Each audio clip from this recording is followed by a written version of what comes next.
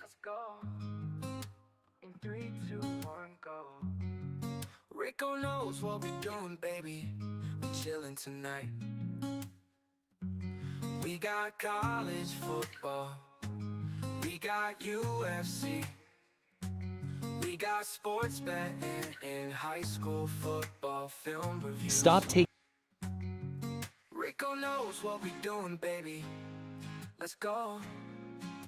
In 3, 2, 1, go. Rico knows what we're doing, baby. We're chilling tonight. We got college football. We got UFC. We got sports betting and high school football film reviews.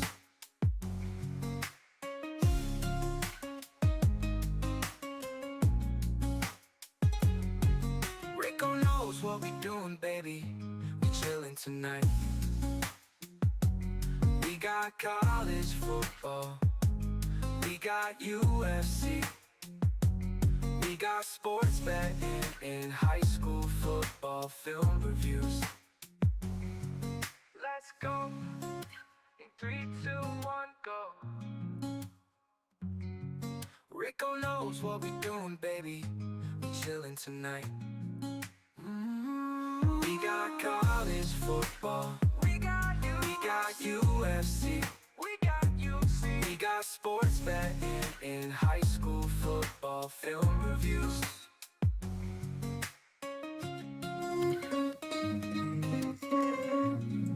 My bad.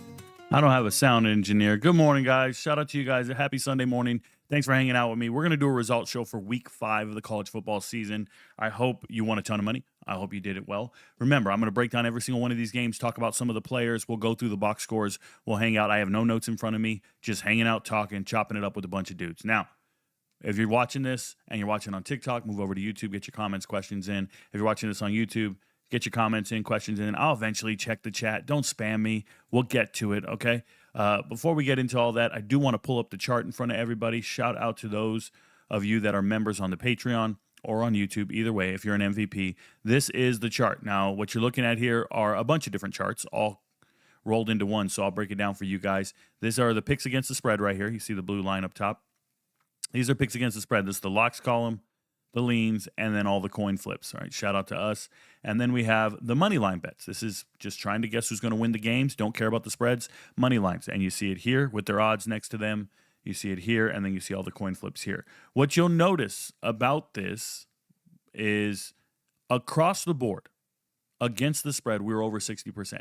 Not locks are over 60%. On the entire weekend, over 60%. Guys, I've never done that. It's an incredibly hard thing to do. Usually when you're picking every single game, you're going to end up somewhere in the 52, 55 range because a lot of the games are coin flips. You're not sure if they're going to pull them out or anything like that. But we went on a run last night on the evening slate of games that's just unrivaled by many. We went 4 and 5, 4 out of 5 on the locks. Okay, 4 and 1 on locks. We ran a little cold streak on the leans, no big deal. But these coin flips, look at this. 1, 2, 3, 4, 5, 6, 7. 7 of the last 9 against the spread. Phenomenal stuff. And if you go on the money line, we ended so incredibly strong. It's nuts. On the afternoon slates towards the end, all the late games. 1, 2, 3, 4, 5, 6, 7, 8, 9, 10, 11, 12, 13, 14, 15. I predicted 15 winners in a row. Money line. And this is one of those weeks where the matchups were some of the hardest matchups in the world. Some of the hardest matchups to call. You've got Oregon playing Penn State, Alabama and Georgia, LSU and Ole Miss, Louisville and Pittsburgh. Like, you have so many, TCU and Arizona State this week. You had so many games where there was phenomenal teams playing other phenomenal teams. That's going to happen in conference play. And to see us really dialed in on the money line is really important because what does that mean for you as gamblers? Well, you can parlay them into pairs. You can parlay them into 3s or 4s and start flipping units like crazy. You should be flipping units all day. But it's an incredible thing to be that dialed in this early because Vegas is adjusting. Vegas is getting it certain ways. But I don't care what Vegas is saying. This is about the eyeball test. This is about getting the winning teams correct. So shout out to the MVPs here. If you don't know what the bottom of this chart is, This is RicoKnows' favorite place. This is the corner where you can come down here in this section and these two sections down here, and you can just start parlaying them in pairs, flipping units all day long. You're going to get pretty decent odds for parlays, and look how much it hit. And we went 13-1. The only loss in that section was USC. Oh, by the way, RicoKnows' best plays, if you go over here on the season, we're now 48-17, or I'm hitting at a 73% hit rate in that bottom left corner. I need you to start treating this bottom left corner like it's UFC heavyweight, or not heavyweight, but UFC locks. Our UFC locks hit anywhere between 75 and 85%. They're going to have similar odds to these guys. That's exactly what you see here. And I put in this column here were all the big brands that I believed in, all the blue bloods that I believe in. Yes, you see Tulane there. And then over here were just teams that I thought were going to beat the opposition they were playing, and I was right the whole damn time, right? 13-1. And then you go to the over-under section. This one's always tough. Don't worry about the red text. I'll talk about that later. But went out there and went for 5-1 when you're looking at overs and unders. Now, one of these was considered a lock. Two of them were. We hit one, we missed one, and then these were all coin flips. The red means they apply to the coin flip total, which is in here, and then we had one lean, and it applied to the leans total. Over here, the talent chart. Talent chart went 6-1. Talent chart went 6-1. It went absolute ham, and it's always got to pick the most difficult games. If you don't know, I created a talent chart in the preseason. We apply it to only coin flip games, only difficult decisions to be made, and it got it right over and over and over again. The only one it missed was LSU. But if you want to talk about 3 money line underdogs that hit, that's incredible. And speaking of money line underdogs that hit, it's right here. Went 3-3. Rico, why is that a big deal? Well, it's a big deal because we're only picking underdogs. So if you put 1 unit on every single one of these, you would have came out on top. And you could skip the one you didn't believe, like the UCLA and Liberty ones. Those were crazy. You don't believe them, you would have been fine. You would have hit 3 out of 4. Moneyline unit flips. Wish USC didn't lose. We would have went undefeated on those. Shout out to us. All right, I'll be breaking down the games here shortly. Here's the props chart. Props. If you learn anything about props, it is a hard place to make a living. If you're trying to win money versus certain player props or parlays, this is where it's going to be difficult. So RicoKnows Vegas got a wrong corner. We're right at 50%. We're 49.73. One bet under 50. After 187 bets, we are one short of 50-50. So pick and choose wisely. Make smart decisions. Good luck with that. If you notice in here, I'll talk about some of the misses. North Texas against South Alabama. South Alabama just managed to score. We didn't cover the spread. We have another one here where USC didn't win the money line, so I miss. Kansas and Cincinnati misses on the first half under because of a 94-yard touchdown to start the game. I did not anticipate that, and that's how we missed that. Eli Holstein was pulled out of the game under 250 yards passing. Unfortunately, he was like at 220-something, and then he got injured, and he couldn't finish the game, so we missed there. Louisville Pitt, they just went absolute ham. Georgia Southern did not cover the spread against JMU. They got blown out. That just happens. Sometimes you got to misread. Cam Coleman did not get his over yards. Unfortunately, he also didn't get 40 yards. Just could not get open. I told you he would be the sweat. I'm not worried about Singleton. I had Singleton's over as well. It's just one of those situations where you wish you got it right and you didn't. Baylor did not blow out OK State. They didn't do their job, and OK State was able to score on them. That's embarrassing for Baylor. And shout out to OK State. We'll get into why they were able to cover the spread when I get to the box score. New Mexico poured it on late, was throwing the ball in this game, threw 4 touchdowns. They poured it on late. New Mexico State is a different team. They're not scrubs, but they were able to go blow for blow until the fourth quarter. Tulane took a little while to get going as well. Tulsa studs. I like Tulsa. But Trey Lamb and company fell apart towards the end. Memphis took a while to get the ball rolling. Then they did it. Burkle disappeared as a tight end. Is unfortunate. He never got his 25 yards. Brahmer got his early, and I think Burkle ended with like 22 yards or something. It just hurts my soul. Missouri, bum-ass Missouri let UMass score on them in the first quarter, and that's also why they didn't cover the spread. That's a whole nother conversation. Georgia Tech, you're gross. Thank you for winning the game, but you did not cover the spread. Kansas State, under 27.5. They're a totally different team with Dylan Edwards. We'll talk about it. Missing on the under for Arkansas Notre Dame. My goodness, does Arkansas suck. Arkansas could not stop Notre Dame, and I think Notre Dame's elite, and that tells me also that Texas A&M is even that much more elite. Love A&M, love Miami this year. I've been on A&M for a while now. Shout out to me. Second quarter, total points. I said they were going to be under 19.5 in the second quarter. Oh, my God, Notre Dame put up 28 in the second quarter. It's insane. Once again, no money line for USC. Over here we have Caden Fagan, what am I doing, man? He was at 55.5 rushing yards. I anticipated Illinois trailing in the game, then they would have to be throwing. Instead, they were protecting a lead at some point, and then they ran the ball to get in field goal range to win the game. And it's just one of those situations where we miss on the under on the final drive as they're trying to secure it. Syracuse didn't score a touchdown, so you've seen Willis obviously didn't score. My boy Raphael Williams did not get over 57.5 yards. He was at 57 on the dot. Sucks, man. He did have a touchdown in the game. Shout out to Eli Holstein for throwing 2 of them, things like that. Georgia Southern never scored. Toledo, first half under 17.5. They found offense, and Akron sucks. I told you, Toledo is a team I hate betting on. I hate believing in them from week to week. They play down to their competition, then they're dominant, and they're just inconsistent like hell, like every teenage boy you ever met in your life. OK State scored way more than anticipated. Carnell Tate did not get his yards, but Julian Sain did throw 2 touchdowns. NC State, absolute bums. Couldn't get it done against Virginia Tech, and I'll explain why. I shouldn't call them absolute bums. It's unfortunate.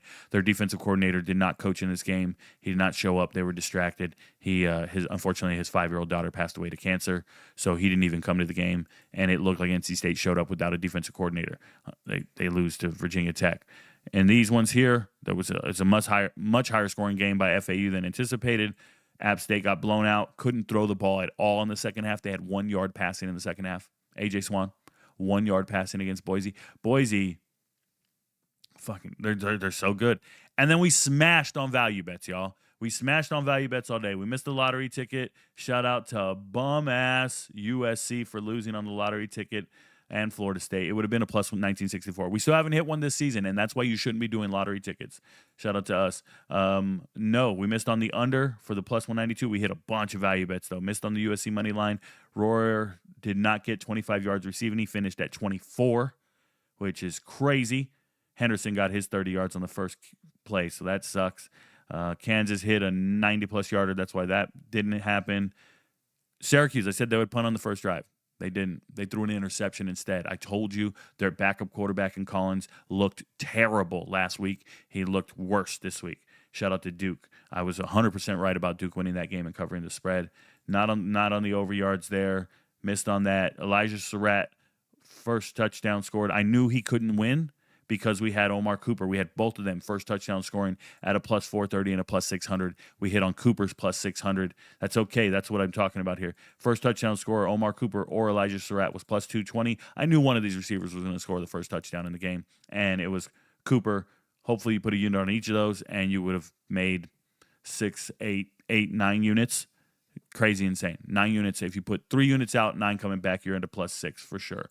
Hit on this. Carnell Tate did not score a touchdown. Nate Frazier did not score a touchdown. Ty Simpson did his job. Jeremy Bernard finished with 25 yards, or 35 yards, excuse me. We were 5 yards short of hitting the trio for Alabama. That's okay. Both teams punting on the first drive didn't happen. We got that right in the Oregon-Penn State game. Kentucky, absolute bums by Kentucky. Did not stay within 14.5 points of South Carolina. That's fine. We were also on the under 1 touchdown being thrown by Cutter Boley. I knew he wouldn't throw a touchdown. Kentucky's one of the worst teams in America. Forget the worst team in the SEC. They're one of the worst teams in America. Bear Bachmeier and L.J. Martin did not score touchdowns. L.J. Martin did not score. Doesn't matter. Shout out to us. Value bets improved to 31% on the season. Going 16-21 is incredible on value bets. If you put a unit on every single one of these, you would be in an insane amount of money right now. You'd be swimming in that shit like fucking Uncle Scrooge or the Scrooge McDuck, right? Over here, leans, you got to be selective. We went 21-21. We broke even. You're getting minus money on most of this stuff. Don't eat everything on the menu here. Pick and choose wisely. Hopefully you pick more green than red. You would have been okay. There's still 50-50s. And then the Vegas got it wrong. Same thing. Try to eat wisely. Find your spots. Pick the games you believe in. If you see multiple entries from a game, I really believe in that game more than some of the others. That's how that works, okay? So shout out to us on the season. Our locks are 7% ahead of schedule from last year, which is incredible. The sample size is already 180 bets, and we're 7% ahead. We're not going to be at 42% at the end of the year. We just can't be. We're not going to be at 43. We're going to be way up this year when it comes to prop locks, okay? Leans, we're fighting. We're 2% lower than we were last year. That sucks. And then we're back on track with value bets. Okay, enough of the gambling shit. Let's go talk about these games and talk about what we saw in the box scores and everything else, okay? Thank you for being here, MVPs. If you got a question, comment, put it in the chat. I'll eventually get to it, I promise. And if you're watching on TikTok, move over to YouTube And we got you guys. We'll answer your questions and react to your comments and stuff like that. Shout out to us. All right, I know it's early Sunday morning and you'd rather be watching bullshit-ass NFL. Not doing that. I'm going to do this results show and go hit a trail run. All right, let's talk about it. So Thursday night, ECU Army, we hit this right on the tail, or we hit this right on the head. ECU has the ability to throw the ball. They can score, and they were up 21-0. This was a no sweat. 21-0 on Army. Army is not who you think they are. Well, I will tell you is this. The next time you see Army, careful. I think they're going to play Cale Helms again. Cale Helms, this white dude down here, he can throw the ball better than Dwayne Coleman. He can. And I think he moves the pile better than Dwayne Coleman. He's not as fast, but he runs better. That's why he's going to get better yards per carry, because he can finish his runs. He has a good forward lean, moves the pile. So he's a little scary to have to deal with. Noah Short still ain't shit. I don't care about none of these yards. He's not a good football player. And Dwayne Coleman, if we ever see him, we're fading him. If they tell me he's starting the game, we're totally fading him. We can't get down with it. Defensively, Army has some stout players that stick in there, hang in there, and try to do their part. The weak part of Army's defense is the speed of their secondary. You can just beat them. If you got receivers that can beat them, you're going to. On the other side, East Carolina, I told you when I watched them, they looked like they had the defensive front to stop the rushing attack from Army, and they did for the most part. They actually stuffed the shit out of this. They have a really good defensive front. They rotate them in, and then they have athletes. They can play. On the offensive side of the ball, Caden Hauser will have his way with these group of 5 defenses. He can throw. He can get it done. Shout out to one of the MVPs who reached out and asked me about it. And he was like, hey, Rico, I like Caden Hauser a lot. What do you think of him? And I thought about it for a second. I was like, you know what? I didn't think very highly of him initially. But now that I'm sitting here, he's got a cannon. He's got a gun, and he can get it done. The one thing that I was really impressed with in this game was Landon Montgomery. Landon Montgomery looked good, and that's a bad thing for Army when you make other running backs look good. He looks like a slasher. I know he only averaged 3.9 yards a carry, but don't get it twisted.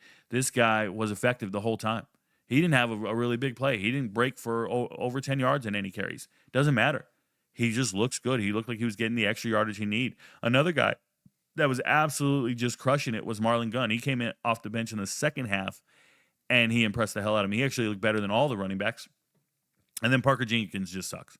Parker Jenkins doesn't move it for me, doesn't move the meter at all. He's just getting – he intentionally runs into groups of people. Like, he just does not get yards per carry. He will look for a pile and run behind it. He panics. He can't find the hole, can't find daylight. It's crazy, bro. I don't know what he's doing. Receiving-wise, Anthony Smith and Yannick Smith are absolute studs. I wish they would have gotten more targets in this game. We were on more yards for Yannick Smith, but it was fine. We hit our parlay in this. That's cool, but I really want to see more from him. And then you have Brock Spalding, the little white dude, getting open in the slot. Javante Connor, the tight end transfer from Ole Miss. Everybody did their jobs. Cool. This receiver core is legit, and they're awesome. It's crazy to think that this team was absolutely crushed by BYU a week earlier. That's how physically imposing BYU is. But ECU can play football. They're going to be very competitive in the American. I would expect you to bet on their overs when they're playing against other good teams in the American, which they'll be playing the rest of the year. So shout out to them. We got a good read on them. Speaking of good read, here's Virginia and Florida State. So the next game is Virginia-Florida State, and I want to talk about it. I told the world about Virginia this summer. I told you guys I believe in their transfer portal class. They found all the right pieces. I have multiple posts on Twitter about it. I'm on the Virginia bandwagon, on it. And Florida State, I felt like they found answers in the transfer portal too. And when I looked at Florida State, I gave them a preseason record of 8-4. I gave Virginia 7-5. And when I did that, it was one of these situations where it's like, okay, then Florida State beats Alabama. And now I got to be on that. I got to trust the offensive line at Florida State. I don't like Thomas Castellanos. I don't think they have any receivers worth talking about. I don't believe in their running back room. Like, there's a lot of things about Florida State I'm not on. But I'm on the offensive line and the play scheme to have Castellanos throw little dink and dunks and run around. I think it's effective. And it was effective against Alabama. So in this particular game, I told you guys, you're looking at the matchup and you think it's going to be a blowout. It's not going to be a blowout. Virginia can score like crazy. I'm still going to pick Florida State is what I told the MVPs. But my fandom wants me to pick Virginia because I'm really pulling for them to do this. I love Virginia. And I'd say 20%, maybe 40% of the MVPs went out there and put money on Virginia. They put money on Virginia money line, money on Virginia to cover the spread. So a lot of you guys are confused right now. A lot of the MVPs are like, man, Rico told us Florida State. Why are all these MVPs saying Rico knows? And it's because if you get on the Discord server and you're not just blind tailing the chart, You can come into the general chat here, and you can see, now yesterday was crazy, so it's going to take a while for me to find it, but you can just keep scrolling, and before the games, the MVPs were talking to me. This was all day yesterday, so I apologize. I could do a search for it, but let's just keep rolling here. I'm looking at the time. It is 7 a.m. yesterday, so that's good. We're going to get there. So if you look back on, I want to say it was Thursday, one of the MVPs started asking, hey, Rico, why do you believe in everything? Let me see here. This is still yesterday. My bad. Why do you believe in Virginia so much? And it's important that you understand when MVPs start asking why I believe in Virginia so much, I respect it because they're the ones watching the videos. Like, there's no way you would know I believe in Virginia unless you watch the videos. If you blind tail the chart, you're like, man, we're on Florida State. I put 3 units on Florida State, and you're silly. And you're going to see a bunch of people keep saying, like right there, RicoKnows, right? The people that are going to keep doing it, it's right here. Boom. Thomas Castellanos threw 2 interceptions against Virginia last season. He also lost that game 24-14. This is me breaking down why I think Virginia is going to win the game. Forget the chart. This is me talking to MVPs, explaining it when they asked me the question.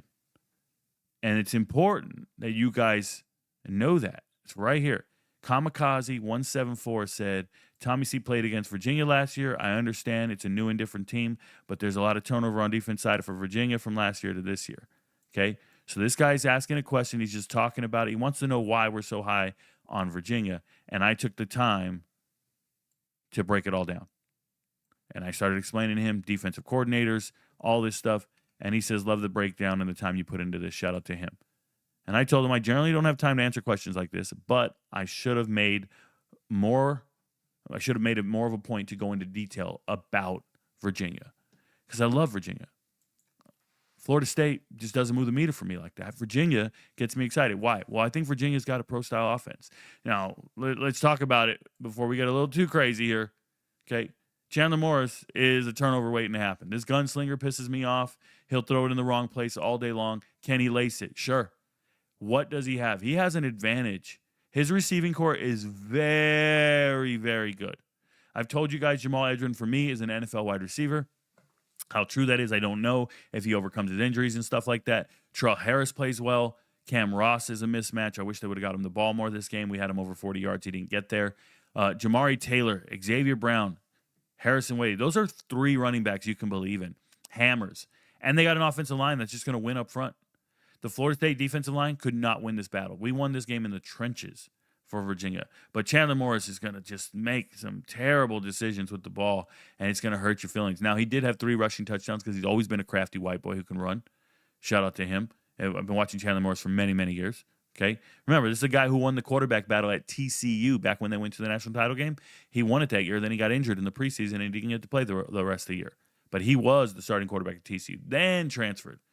Okay, went to North Texas. It is what it is. Went to North Texas, balled out of control, and now he's here. So know that Chandler Morris has that dog in him, and he can get it done in big games. He can. But 3 interceptions is just hard to swallow. Hard to swallow. On the other side, Florida State, I think Sawchuck's probably in the doghouse. Sawchuck fumbled at one point, and then you started seeing Chroma in the game when it really mattered. This true freshman who's huge, 6'2", 220 pounds. I think Chroma might, going forward, Vegas might not give him a bunch of yards. They might not put him on there like that. But trust me, this guy was getting the lion's share of the carries in the second half because Sawchuck was out there doing dumb shit. Now, Sawchuck's probably a better runner.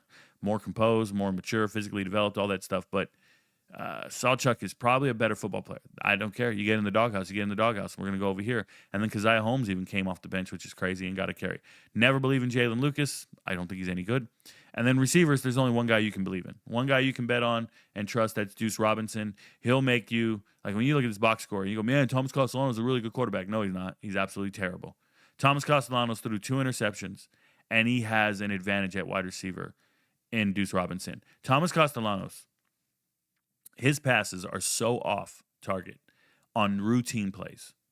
It's so off target on routine plays that his receivers can't even get the yak afterwards. Now, Deuce can, but all the other guys are falling after the catch. Why are they falling? They can't keep their feet. No, the pass is inaccurate. So they have to catch it off balance. They have to fall while they're trying to catch it. As a matter of fact, that fourth down touchdown to Randy Pittman is actually a terrible ball. It was in the dirt. Pittman made an incredible catch to go get it. Thomas Castellanos will have to make spectacular plays because for 3 out of the 4 plays in every series, he will be unspectacular. Remember that, okay? He is not a stud. This guy sucks. Absolutely sucks. And everybody's talking about how he got flipped off after the game by a fan.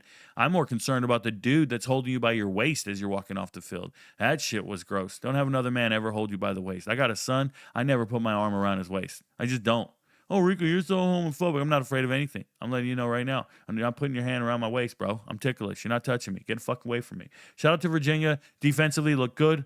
I know they gave up 38 points. I don't care about that. You were playing against a team that's hard to deal with, and you eventually shut them down. They had 21 points in the second quarter, and then they did not have anything dominant like that the rest of the game. Shout out to Virginia. When you have 3 interceptions as a team and you still win the game, I have to give your defense credit for going out there and being stingy. Okay. Next game, Arizona State versus TCU. Speaking of stingy defense, I told you Arizona State, no one has scored over 24 points on Arizona State. This is why we were on the under, and it was a lock. And we hit the lock. It was a complete lock on the under, and we hit it. Because no one has scored over 24 points on Arizona State. That includes Mississippi State when they beat them. It was only 24 points. So I still haven't seen any team score more than 3 touchdowns on Arizona State in a game. Remember that. Arizona State is probably running the table the rest of the season. I was so encouraged by what I saw in this game from Arizona State. Number one, Sam Leavitt looked dangerous. He looked absolutely dangerous every time he dropped back to pass. You didn't know what was going to happen. And this is a TCU defense that we love. Bud Clark out there and all them guys, and they couldn't make a play on this because he looked amazing. Just scrambling around. You're holding your breath. You're like, what the fuck is going to happen next? It's incredible. Almost like Caleb Williams type of offense for me. Shout out to Sam Leavitt. Now, running the ball. Sam Leavitt was able to break free and do some things. Raleek Brown is the best running back on this team, and he has been for years. Cam Scatterbo was there, but what I'm saying is he's been the most talented guy in the running back room since last season when they were trying to determine who's going to be the new starter. They brought in Udo. They brought in they knew they had Kyson Brown, and they were like, man, we need to find more weapons. You don't need more weapons. You got the guy. It's Raleek Brown. He's Reggie Bush 2.0. I keep saying that, and it's because he's from Southern California. Shout out to Mater Dei, all that stuff. But Raleek Brown is fast. He's a bad man, and he touched the ball 30 times this game. 30's not enough, man. That dude deserves the ball even more. And the only person who deserves the ball more than him is Jordan Tyson. And Jordan Tyson is the best receiver in America. Oh, Rico, what about Jeremiah? I don't want to hear about Jeremiah Smith, bro. If Jordan Tyson was at Ohio State right now, he's everywhere. He's an NFL. He could start on NFL teams right now. Him, Carson Beck, Fernando Mendoza. Like, I can start naming players that are better than NFL players right now. I'm not wrong. People get all upset when I say this. No, they're about to be starting on NFL teams this time next year. And Jordan Tyson is one of those guys. He's better than NFL wide receivers. He is so fast, so strong, great body control. Body control is next level. And he's just incredible wide receiver. They know they're throwing to this guy, and you can't stop him. The books will have his numbers cooked all the way to 100 yards. It doesn't matter. The guy's going to do what he wants to do. Jordan Tyson is him. Love everything about it. The only problem with Arizona State, they have nobody else to throw to. But it's important that you know there's going to be 3 guys trying to take away Jordan Tyson. They're not double covering him. They got one over the top, one underneath, right? No, they got a linebacker spying on the slant. They got 3 guys trying to box that coverage in, and that's awesome because then that leaves the box pretty light. And now we can hit a tight end on a tight end pop up the seam. That's how Mateer's getting his catches. Or we can hit Raleek Brown on a handoff or a screen or anything, and Raleek Brown will pop it because he's so fast. So this team is pretty good. But don't forget, this entire team, but despite all the flash, it's that defense. Miles Rouser out here playing with a cast on his arm, being an enforcer. That secondary hits. But look at these linebackers. Crook, Elliott, absolute monsters. Crook and Elliott they get to the ball every time. Oh, man, it's great. Shout out to Arizona State. I don't think they'll give up more than 24 points in any game this season. while they're in conference play. They are that good. Shout out to them. TCU, Josh Hoover. I said at one point during the game, I said Josh Hoover deserves Heisman consideration. I wrote that in a tweet, and that might be one of the coldest tweets you ever seen, because right after that, this man was throwing interceptions. And it's unfortunate. Josh Hoover's a very good quarterback. It's not his fault. These interceptions were coming off of his receiver's hands in some places, and he was playing against a secondary that was returning everyone. I told you the strengths of these defenses was their secondary going into the game. I talked about this in the breakdown of the games. When I talk about it and I break it down, both teams have elite secondaries. That's why I was on the under. And we're looking at this joint, and Josh Hoover goes out there, and his receivers don't deliver for him, and he throws 2 picks. That's all it is. It's not the end of the world. Sometimes you have a bad game. Trent Battle runs well. He does. Him and Payne, they both run pretty decent. It's not going to be a focal point of their offense. This doesn't matter. The way they're going to win games is Josh Hoover. He's either going to carry you to victory or he's not. Receivers, for whatever reason, we had an injury to our best receiver, Eric McAllister. Didn't get a single catch the entire game. That sucks, right? Shout out to Joseph Manjack with no socks on, trying to do what he can. No gloves, no socks, whatever he does. He's not a bad player. The guy you should be excited about in this whole thing, Jordan Dwyer, didn't come to play. He dropped a bunch of passes. There was 1 interception off his hands. Didn't work for me. Shout out to Jordan Dwyer. The guy that's sneaky good in here that people need to pay attention to is Ed Small, friend of the channel. Did a high school film review on him a couple years ago. Told him he was a 4-star and belonged at North Texas. Although he's, or maybe a 3-star and belongs at North Texas. He went to TCU. He's playing well. He's a good player. I would have liked to see him starring at North Texas. He'd be the star receiver at North Texas right now. But it is what it is. Shout out to him. Defensively, everybody came to play. Elmzoller came to play, Bud Clark. They all came to play. They did as good as they could. I thought they played well. You hold Arizona State 27 points, you did good. You're going to lose. And you had the lead, and you lose it in the fourth quarter. It's a total sell job. You have a 10-point lead, or you're up, and then they score 10 points and beat you. It sucks. All right, speaking of sucks, Houston. Houston finds a way to win this game in overtime. Do not cover the spread. It was a miss on my part. I had the spread, but also we had the money line, obviously. And Houston is now 4-0. One of the worst 4-0 teams in America is Houston. They have no semblance of offense. If you're looking at Houston, this team, my goodness, Connor Wegman can run the ball, and he can throw, and he does everything right. But my goodness, when did this team turn into? They remind me of Hoosiers basketball. Have you guys ever seen the movie Hoosiers? I don't know if you ever seen Gene Hackman. You go watch that joint. It's a true story. As a kid growing up, it was always on TNT. It was like Ferris Bueller's Day Off and Hoosiers. You could just look on TV, and these things were on the TV. And every time I tried to watch Hoosiers, I would watch it, and I would go, man, these motherfuckers suck at basketball. Like, there's nothing you can do. Like, I get it. It's a movie about them winning state, and they're dribbling, and they're doing all that. It's just a bunch of unathletic dudes in this movie. I don't care who they are or what they do. From what I saw, it wasn't like when I saw Blue Chips for the first time, and they got a white boy dunking, and they got Shaq getting money in a shoebox, and Penny Hardaway getting this. It wasn't like I saw some ball. I remember at this time frame, the program came out. Now, don't get me wrong, Hoosiers came out in the 80s. But when it was on TV, it was the early 90s. When it was on TV every single weekend, you'd be watching Hoosiers. You'd be like, oh, there's Gene Hackman again. There's fucking Hoosiers. Okay? It was the early 90s. And I'm watching other newer movies with athletes, right? With athletes, guys I believe were ballers. I remember years later, it was like He Got Game and shit. And you're watching Ray Allen as Jesus Shuttleworth and shit. So what I'm trying to tell you guys is, like, when I watch Houston, you can tell me these are Division I athletes. You can tell me this is a D1 team with good players. But when I watch them, I can't help but think, man, these guys suck. These guys ain't it. Dean Connors is the most effective, unathletic dude I ever seen, bro. He couldn't outrun anyone. Couldn't break no tackle. He finishes his runs. He's really strong. Dean Connors reminds me of a former walk-on who gets to be a running back. Like, who's that guy from Colorado, Charlie Offendahl or whatever his name was? Hey, man, Charlie O's going to be our starting running back. He's a dog at practice. That's Dean Connors. He's a dog at Rice. And now he's here at Houston, and you need him to be effective in games, and he's just, And they don't give a shit, bro. Houston don't care. They're giving this man 17 carries. 17 carries. Wildest number I ever seen. That guy, and there's nobody better than him. That's the crazy part. They're going to go to the bench and bring in Stacey Sneed or DJ Butler. These guys are not better than him. This is the most effective, boring shit you ever seen. Shout out to these dudes. These dudes are no dribbling, just pass. We got to pass 3 times before we shoot. This shit is gross. Receivers. Amari Thomas is good. Amari Thomas is athletic. He's a transfer from UAB. He's, I think, a stud, and he's what you're looking for in a receiver. Tanner Kozil is an NFL tight end. Tanner Kozil is the juice. He's the one that's going to get this ball rolling. If you believe in anybody on Houston's offense and you want to take an anytime touchdown, if you think Houston's going to score a touchdown in a game, go put some money on Tanner Kozil anytime touchdown. Go find it, find the prop and believe in it. Go to PrizePicks, whatever you're doing.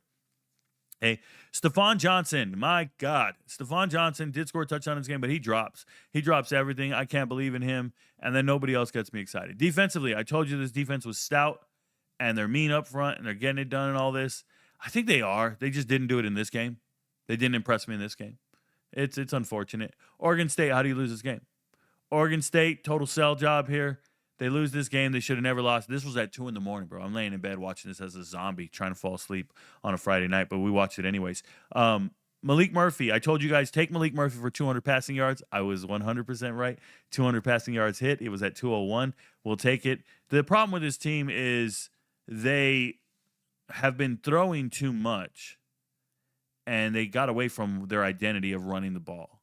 This game, they inversed it, right? They flipped it. They ran 49 times instead of throwing it 49 times. So they finally got back to doing what they do, but they did it because they were trying to protect the lead, which, okay, this team sucks.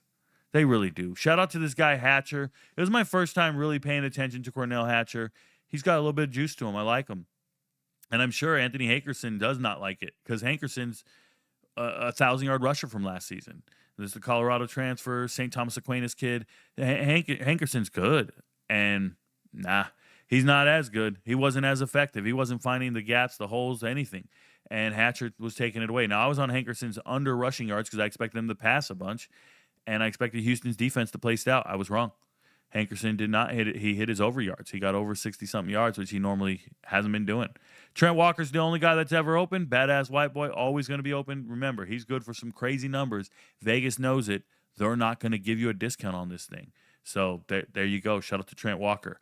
Everything else, they don't really move me all that much. Caulfield is fine. Riddick looks like he can get open, but he doesn't. They're not effective guys. And every now and then you'll see a Wells Jr. get a big game. Reddick's get a big game. Like somebody will get a big game, and you'll be like, man, I can believe in them. Nah, they just alternate. Defensively, nah. Bunch of hand-me-downs, last chance you type shit. These are some of the worst players in FBS football. And I don't mean anything, no shade to them. I should say like Power 4, right? They're all rejects from other teams. There's Conrad Hussey. He's out here making tackles, bro. Conrad Hussey got kicked off Florida State for fighting a coach. Jacob Schuster, I've seen him transfer everywhere. Like I can tell you all these guys' names and who they are and what they are for where they've been. It's just not a place I want to build a team from. So Oregon State 0-5. You got to continue to fade them. You just got to. All right. And Houston, the worst, man. The best white boy team you'll ever see. All right. Now we'll get into the ranking games. These are going to be all the ranked games because these happened yesterday. Hang in there, MVPs. I don't see any comments in the chat, so I think we're pretty good right now. If you got a comment, TikTok, move over to YouTube, put it in the chat, and I will answer your comment question, whatever it is. So let's talk about the first game here, Ohio State against Washington. I told you guys I trust Ohio State's brand, although I like Washington. The reality is Ohio State's going to finish their drives. They're going to get the most out of their team. I think they're better prepared. They're built for this moment. They're built for what they're doing. And eventually they covered the spread, and we were right. Shout out to them. Is Ohio State the best team in the country? Not by my assessment. I don't think so at all. I don't even know if Ohio State's top 5 for me. They're not even in my top 5. I'm trying to think. I know Miami and Texas A&M for me are like 1, 2, without a doubt. And then I got Oregon at 3. So Miami, A&M, Oregon. Maybe Ohio State's at 4 at that point. Maybe. Yeah, maybe. What do you want me to do, bro? What do you want me to do? Shout out to Julian saying, did he play good? I don't know if he played good, but he played effective enough to eventually win this game. I was more impressed with Bo Jackson. Riding the legs of a freshman running back in a game like this and Bo Jackson coming through, it's pretty good stuff. Shout out to him. That's a decent place to be. Taking over a running back room when they brought in C.J. Donaldson to do it. C.J. Donaldson's just not a dog like that.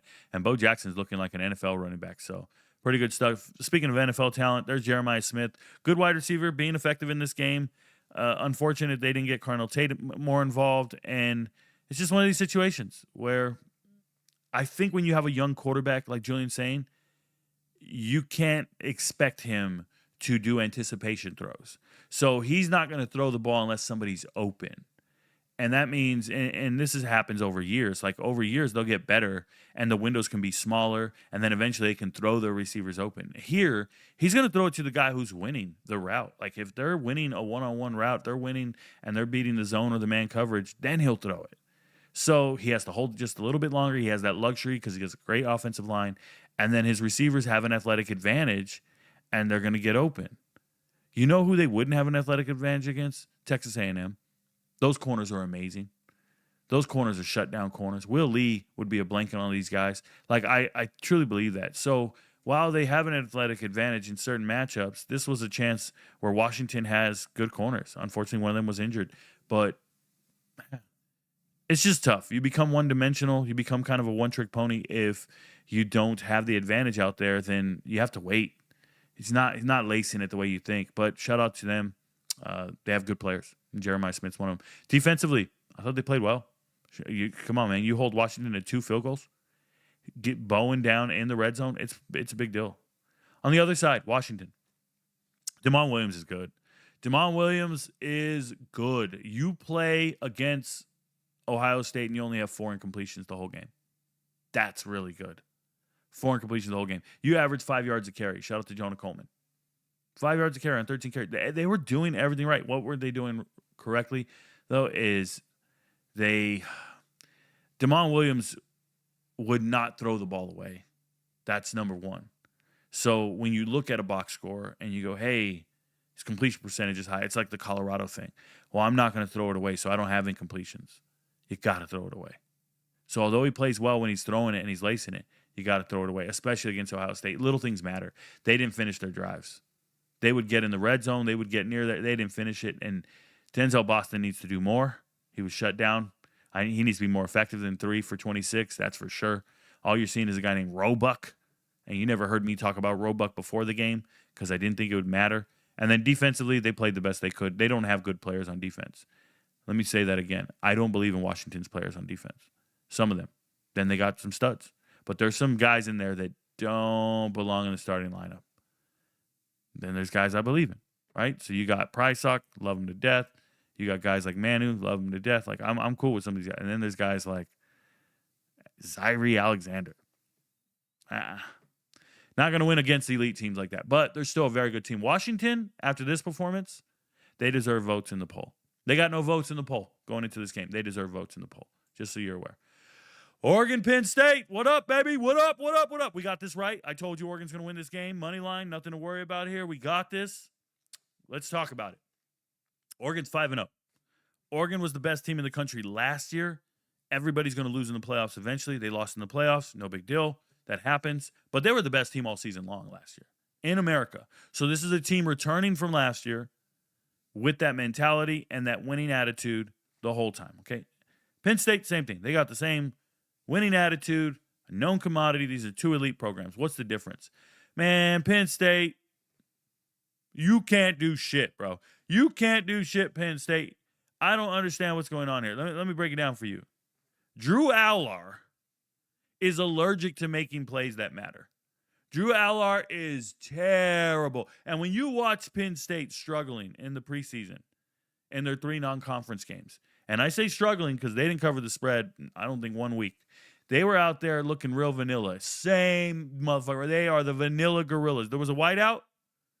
The idiot saying it was for Charlie Kirk. Bro, they've been doing whiteouts for a generation. Shut up. I'm telling you right now, Drew Allar absolutely blows, bruh. He blows. I'm not calling him Drew Allar anymore. I'm calling him Andrea. Shout out to Andrea from Las Cruces. She's the eater. What up, Drew Allar? You are the worst, bro. 14 for 25. They told me he's not getting all his stats because he doesn't have good receivers. Bro, they brought in 3 receivers. They brought in everybody. And I know the narrative right now. The narrative is, oh my God, Penn State's missing Bo Pribula. No, they're not. They're not missing Bo Pribula because they would not have played him in this game. They're not missing him. That guy's on a bench. And you know how you get fired?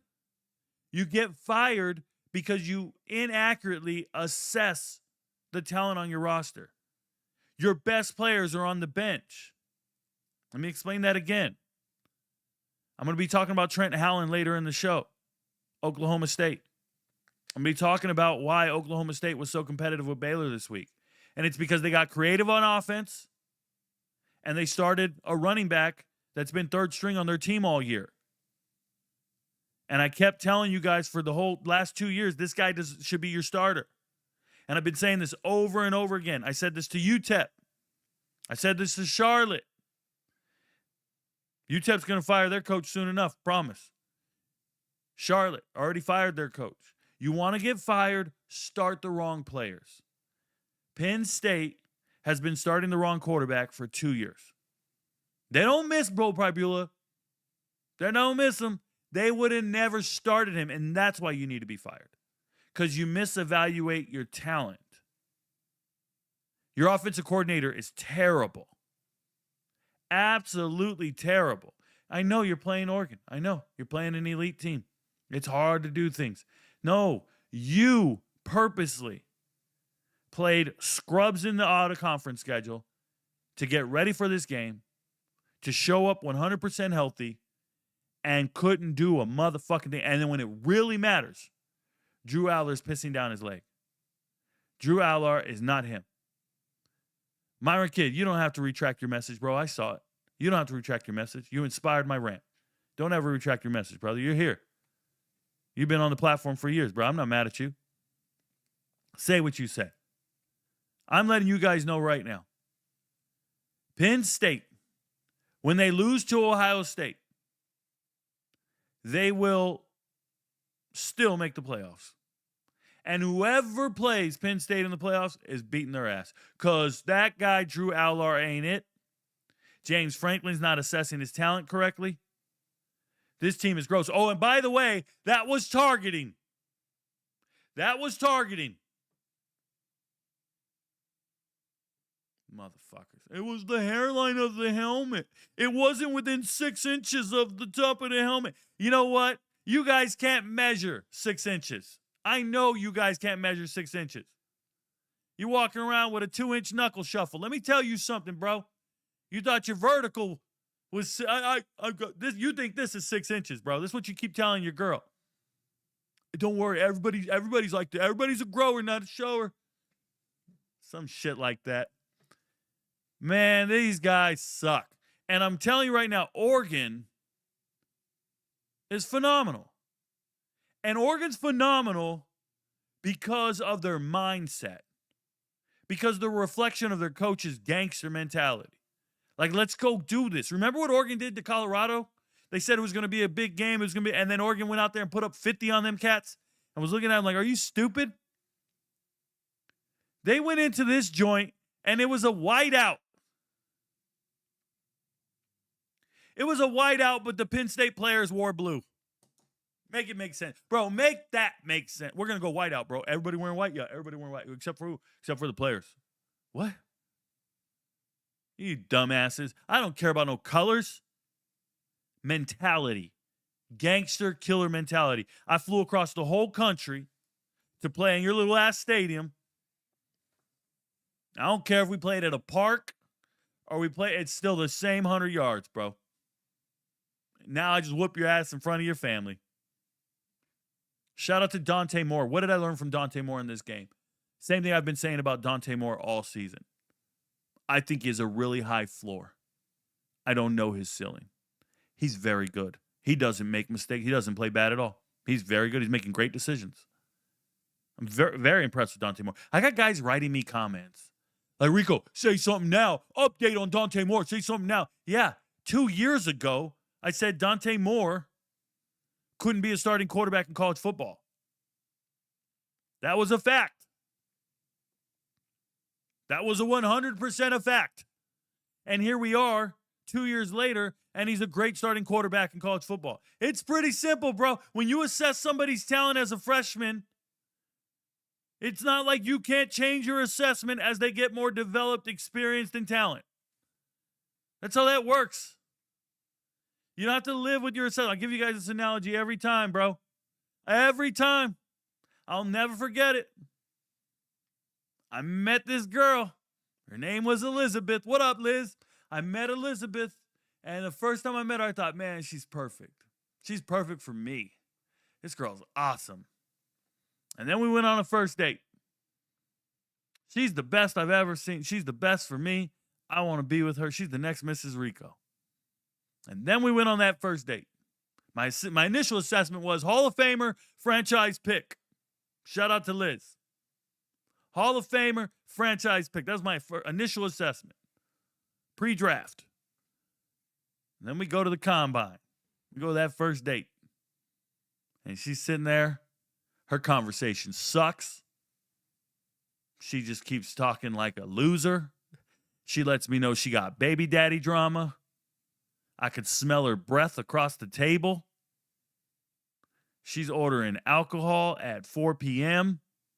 She's got debt for days. She lives at home with her parents. Oh, and I'm an assistant photographer at J.C. Penney. The year is 2015, and you're telling me your job to feed human beings is an assistant photographer at J.C. Penney? I don't want to know you, bro. Get the fuck away from me. Reassess. We got red flags. No draft grade. Fuck out of here. You can change your assessment with more data and information. I'll give you an example. Before the season, Cade Klubnik was my number one quarterback. Number one quarterback before the season. Cade Klubnik will not be in my top 10 NFL draft picks pre-draft. You get more data, bro. You gather more data. That girl you loved, she's cheating with a neighbor. You still love her? Dante Moore, scrub as a freshman. Not ready to start anywhere. I don't want to see him starting at UCLA. I make videos and tell you I don't think this guy can play in college football. He should not be a starter. That's what I said. 2 years later, I watch him and go, yo, that's one of the best starters I've seen. Huge difference. Rico, we're going to change your mind. What'd you say now? What'd you say now? Shut up, punk. Enjoy your bowl of Lucky Charms. Shut the fuck up. You don't pay no bills around here. You didn't pay for that cell phone you keep tweeting at me with. Running backs. Darius Hill Jr. looked fine. Dante Moore doing his thing.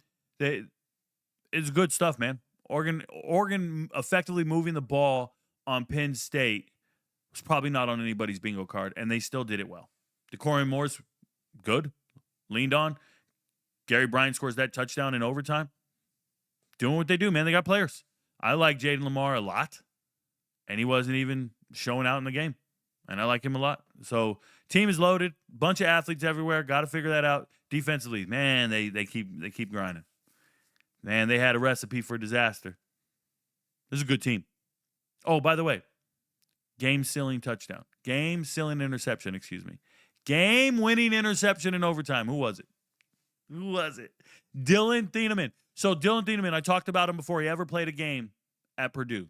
This was a 3-star safety coming out of high school, and I said, Dylan Thieneman is the truth. He had two brothers who walked on at Purdue, eventually became team captains. So I knew what this kid's pedigree was. I knew where he was coming up, but this time he was a 3-star and not a walk-on at Purdue. He was going to play for Ryan Walters, and I said, man, he's going to start as a true freshman. And he's going to be amazing. And then after he started as a true freshman and he led the country in tackles as a freshman and all this stuff, I said, guys, Dylan Thieneman is the best safety in the transfer portal. He can play anywhere. I think he can play in the NFL right now. And people started telling me I'm stupid. I don't know what I'm talking about. I only have analyzed every single player in the country. I only can name everybody in the country. That's all. That's it. That's just me. That's it. He jumped in the portal. I said he can play anywhere. They go, oh, he can play anywhere. You're talking about a starter from Purdue. He'll be okay. He can't play anywhere. He can't play for my team. He can't transfer to my school. He can transfer to anywhere. He's better than NFL football players. Dylan Thieneman, straight up, starting at Oregon, and makes that interception when it really matters. Yep. Hey, Drew Aller, you want to play in the NFL? You want to play in the NFL, Drew Aller? This is the closest you're going to get to playing against the NFL players. How you like that quote? This is the closest you're getting. Drew Allar's bum ass will still be drafted because they cannot get off the assessment they made on these players when they were in their underwear as teenagers. That's right. I saw a guy. There's a guy. I tweeted at him last night. Ari Wasserman. I think that was his name. Is it Ari Wasserman? It's one of these idiots. Works for On3. He tweeted out and he said, I really feel for the kid, Drew Aller, tonight, man. It's going to be tough. Everybody's going to be ripping on him. I feel sorry for the kid. That's what he wrote. And then I retweeted him. I said, hey, man, the reason anybody has any animosity, anything to say about this guy, negative, is because you guys gave him unwarranted stars. You're the ones who made him a 5-star player. So now he's a 5-star bust. This kid has never been a 5-star player. Had he been a 3-star, he'd just be another guy out there. He'd just a Jag, just another guy. He'd be a Jag. No one would be upset. You don't see anybody talking shit about Sean Clifford. Where's the Sean Clifford hate? No, it's because you anointed this dude and told me he's the greatest ever, and he's been nothing but motherfucking vanilla ice cream, bro. He ain't Rocky Road. He's vanilla. Stop trying to convince me he's that special vanilla. Oh, Rico, you haven't tried French vanilla. Motherfucker, it's vanilla. He's missionary, bro. He's boring.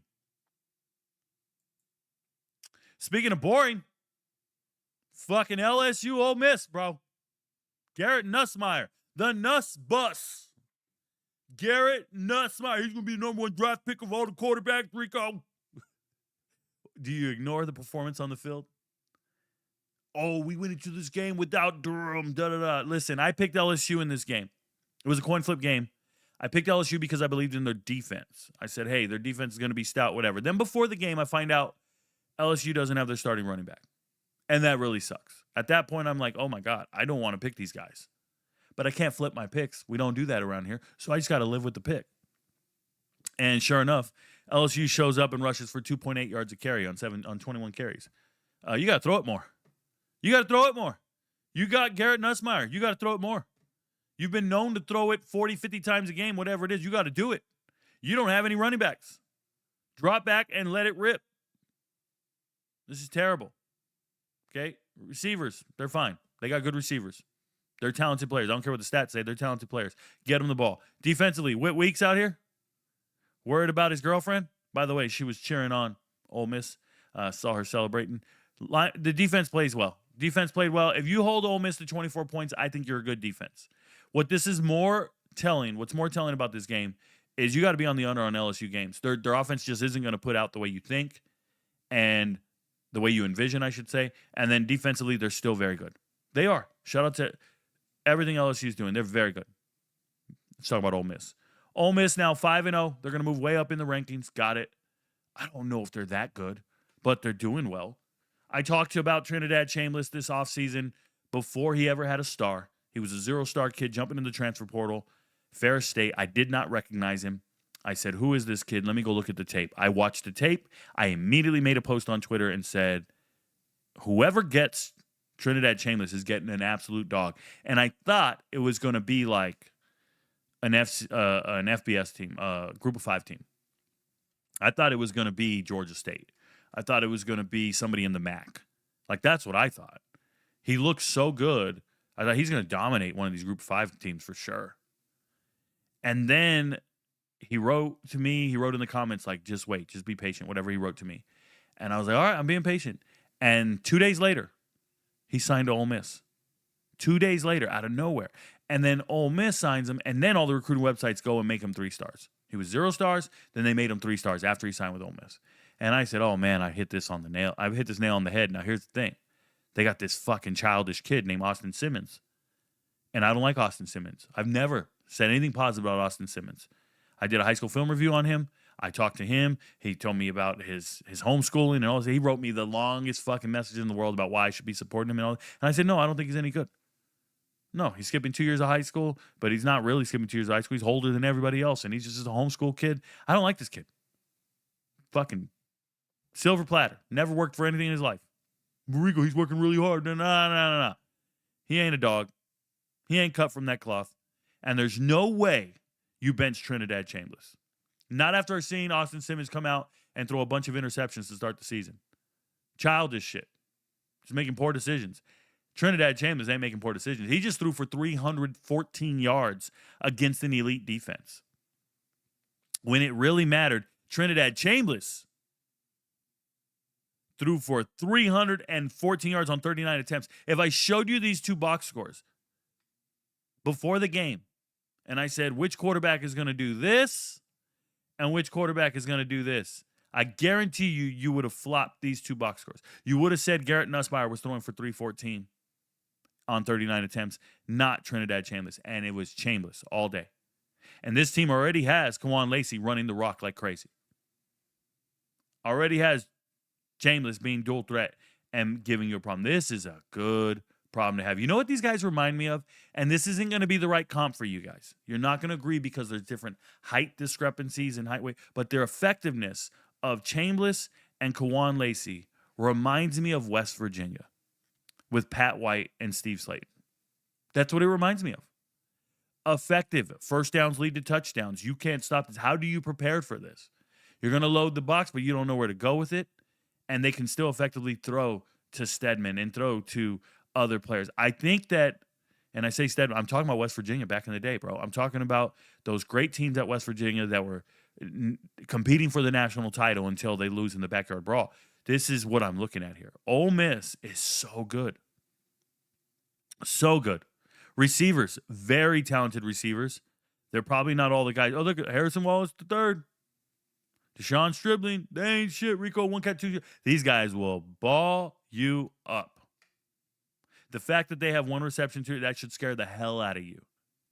The fact that they were able to rely on other receivers to carry this game should scare the hell out of you because these guys can play ball too.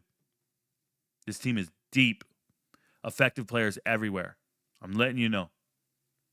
Shout out to them. Defensively, all very good players. So shout out to Ole Miss. I'm very impressed. It's going to be a tough one, but I'm with it. Speaking of tough one, and I'm with it, I took Alabama to win this game. Alabama beats Georgia. Why? Why did I do this? I feel like Georgia is young and not developed. I don't like Georgia's... Look, man, I don't like anything Georgia's doing. And we'll talk about them for a second here, but let's start with Alabama. So Alabama wins this game without scoring in the second half. They scored 24 points in the first half, and that was enough to win the game. That's how impressive Alabama is in a number of ways. I think Ty Simpson is an NFL quarterback. I don't know what round they want to draft him. I don't know anything about that. Ty Simpson's an NFL quarterback. He's better than Drew Allar. I'll tell you that right now. Ty Simpson has an embarrassment of riches at wide receiver, but he's actually really good. Watching him, he can make every throw. He extends plays with his feet. He's good. I like Ty Simpson. Running back wise, it's tough to get any types of yards out here. It's just tough. And this is not a typo, bro. Caden Proctor, 1 carry, 11 yards. It wasn't a carry. It was really a screen pass or a throw to the rear. It was at one of them little, almost like a bubble, but it's one of these screens out to the side. They threw to their starting left tackle. And then he ran for 11 yards. This was not he caught an 11-yard out or something. No. They threw it to him behind the line of scrimmage, and then he ran for a great play. Awesome-looking play. Shout out to him. They still don't have an effective run game right now. It's tough. You're playing against Georgia. Georgia's hard to run on. But the receivers, it's embarrassment of riches. Really good talent. They're going to figure it out. Every single game, they're going to figure it out. You need to figure out who they're going to give the ball to, but they got everybody. They got players, man. Isaiah Horton's coming into his own. That's a stud. Transferred in from Miami a while ago. And then Ryan Williams doing what he does. Brooks had a couple of big plays. Jeremy Bernard needs to get more involved. They're forcing him the ball, but I need more from Jeremy Bernard. I think he's an incredible player. So defensively, did their job. Held Georgia to 21 points. On the other side, Georgia, Gunnar Stockton, he's a gunslinger. He's a crafty little guy. I like him. I've always been a Gunnar Stockton guy ever since Rabin. ever since high school. Believe in Gunnar Stockton wholeheartedly. Is he going to win a game against Alabama? Probably not. Probably not. This is what's crazy to me. They have Chauncey Bowens getting all the carries, and they're running Chauncey Bowens. He's a bigger back. He's not going to win you the game. This is not a guy that you need to rely on. And if you're relying on him instead of Nate Frazier, because you got Nate Frazier in the doghouse, you're not going to win games. I'm also going to tell you this. This is a misevaluation of talent. Because there's Josh McCray, who we've seen do it on Saturdays before, transfer from Illinois, and he's not getting the carries. They are, and I'm explaining this to you guys, Nate Frazier is the most talented running back in this room, but they're going to go take this Chauncey Bowens guy, and everybody's going to go, no, he was the one guy who came to play. He played good, Rico. You don't know what you're talking about. No, I do know what I'm talking about. You're not going to win games when you're playing less talented people. He's not as talented as the other players. He's just not. And when you look at a team like Georgia, they've been misevaluating their running backs for a while, but more importantly, it's just injuries. They've had injuries in the running back room. Roderick Robinson is the best running back they've signed in the last 2-3 years out of San Diego, right? Lincoln, San Diego. Roderick Robinson's the best one. But everybody kept trying to tell him about some other Robinson or some other Roderick or whoever the fuck was. The dude on the bench at Georgia State right now. You don't know. You guys need to stop letting recruiting stars dictate how you evaluate players and watch the tape and pay attention. Georgia's got a problem. They're just not evaluating the running backs correctly. Receivers, studs, got to get them the ball. Zachariah Branch, got to get him the ball. It's tough, man. I know the defense at Alabama is stout doing things. So why did I pick Alabama over Georgia? Georgia's very young. Georgia doesn't have a lot of depth defensively. They don't have the depth you're looking for. So what happens is the starters are competitive, but once the starters are out of the game and they have to rotate in other players, they're just young 5-stars. They're young 4-stars. They're still young. They're 2 years away from being good. This is why it matters. Recruiting matters. Restocking, rebuilding. It's not like they're going to lose games against everybody. No, they're going to beat other teams. But when you meet an equivalent team, one of these teams in Alabama is more physically mature. They've been lifting weight. They're 5-stars as well, but they've been lifting weights for 3 years. These guys are young. So when I see you rotating guys in, and I'm paying attention to numbers, right? When I watch film, it's all jersey numbers. I don't even care what their names are. I just have notes in my Excel spreadsheet on numbers. I go look up their names later. And I'm looking at the numbers, and I see the guys rotating in. I'm like, oh, no. You can't do that. You have babies right now. And Alabama has grown men. And it eventually wins out. So shout out to Alabama. I'm glad they found a way to win this game. I'm glad I was right. Shout out to the MVPs. Next matchup, A&M against Auburn. So it's a 6-point win. They don't cover the spread. Listen to me. Texas A&M is one of the top 5 teams in America. I think they're one of the best teams ever. Like, I really do. I've evaluated Texas A&M every single week to be one of the most talented teams in America, over and over and over. Started this offseason, and I haven't got off it. I'm so impressed with the running back depth. I'm impressed with their wide receivers. I'm impressed with their offensive line. It's one of the best. It got a perfect 10 from me. And then defensively, same thing. Just great players everywhere.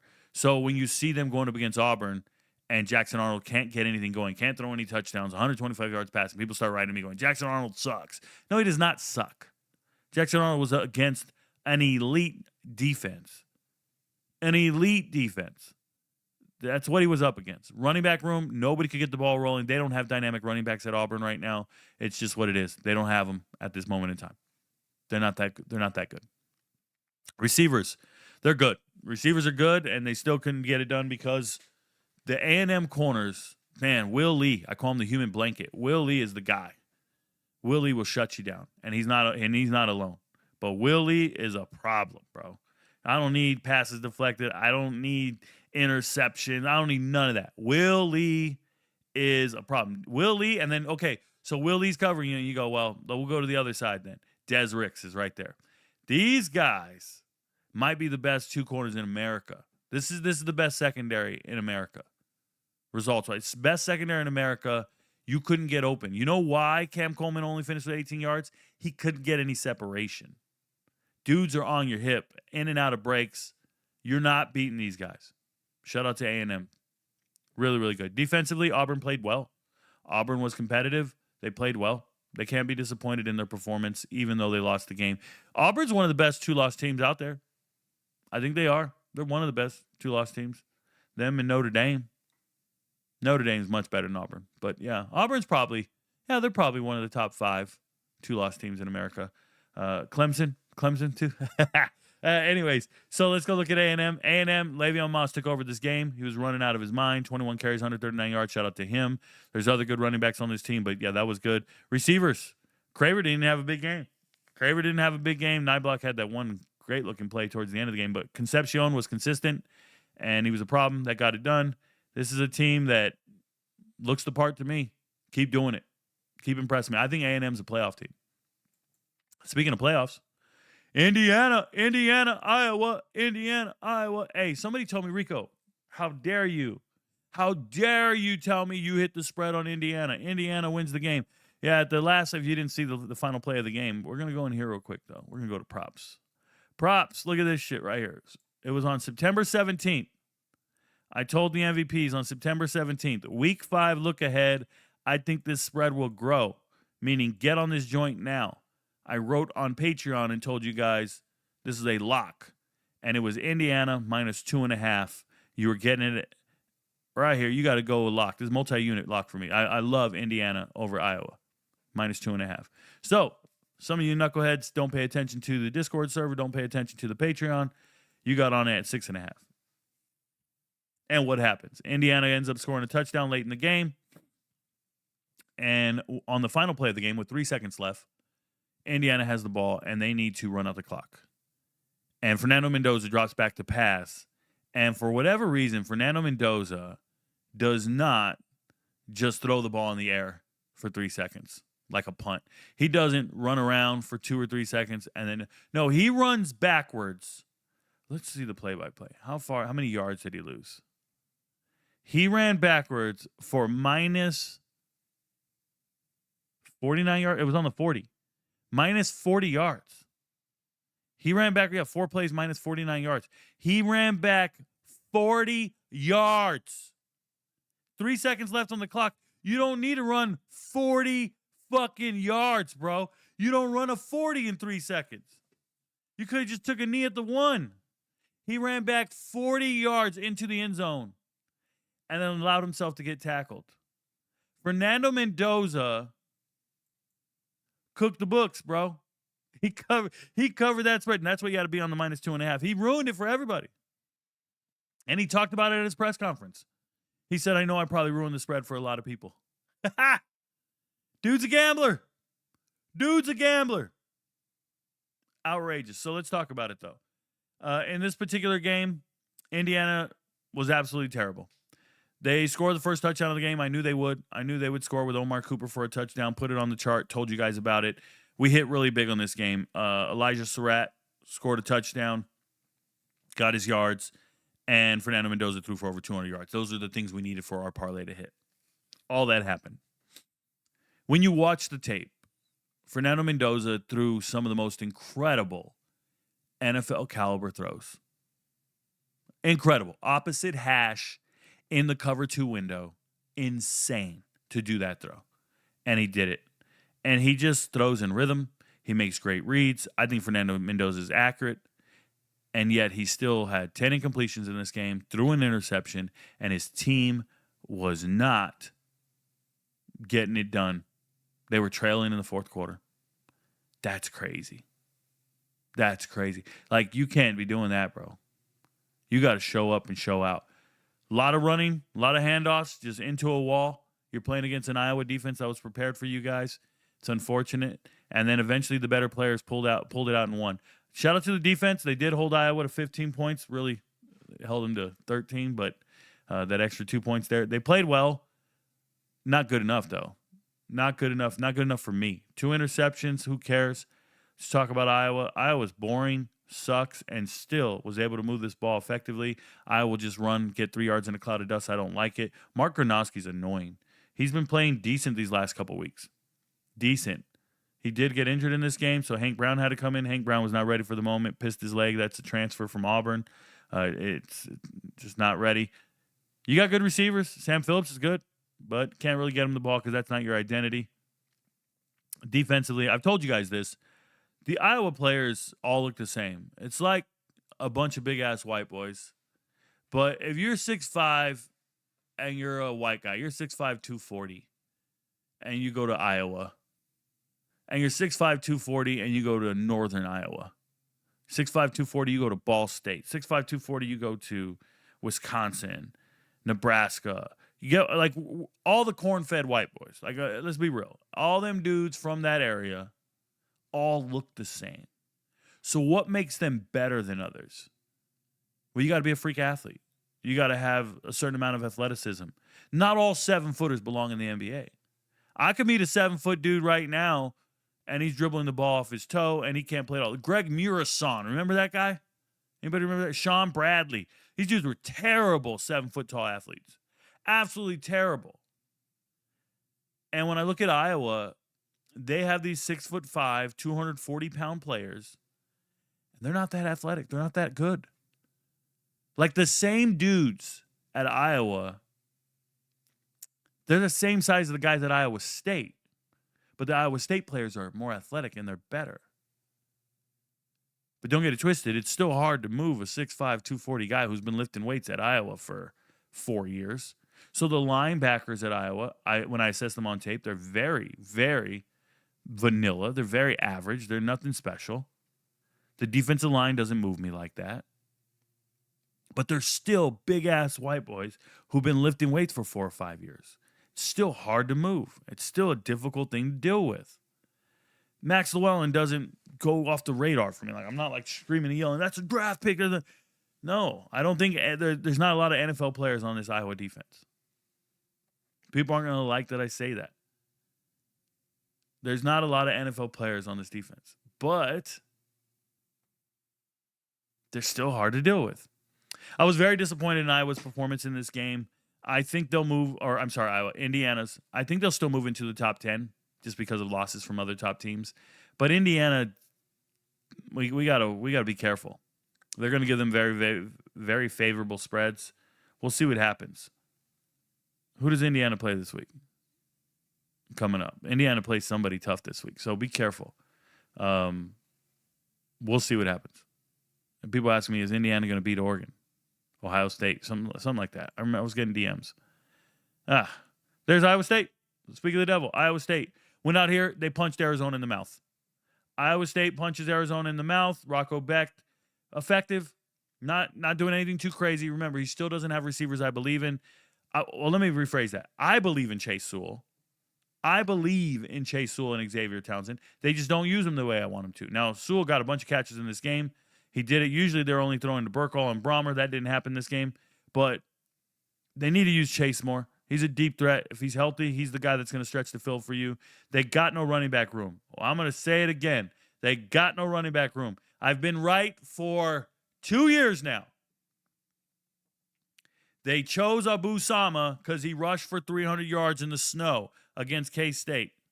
And they chose him over Cartavius Norton, over Eli. What's his name? The kid at Eli Sanders, kid at USC. They chose this Abu Sama over everybody, and he sucks.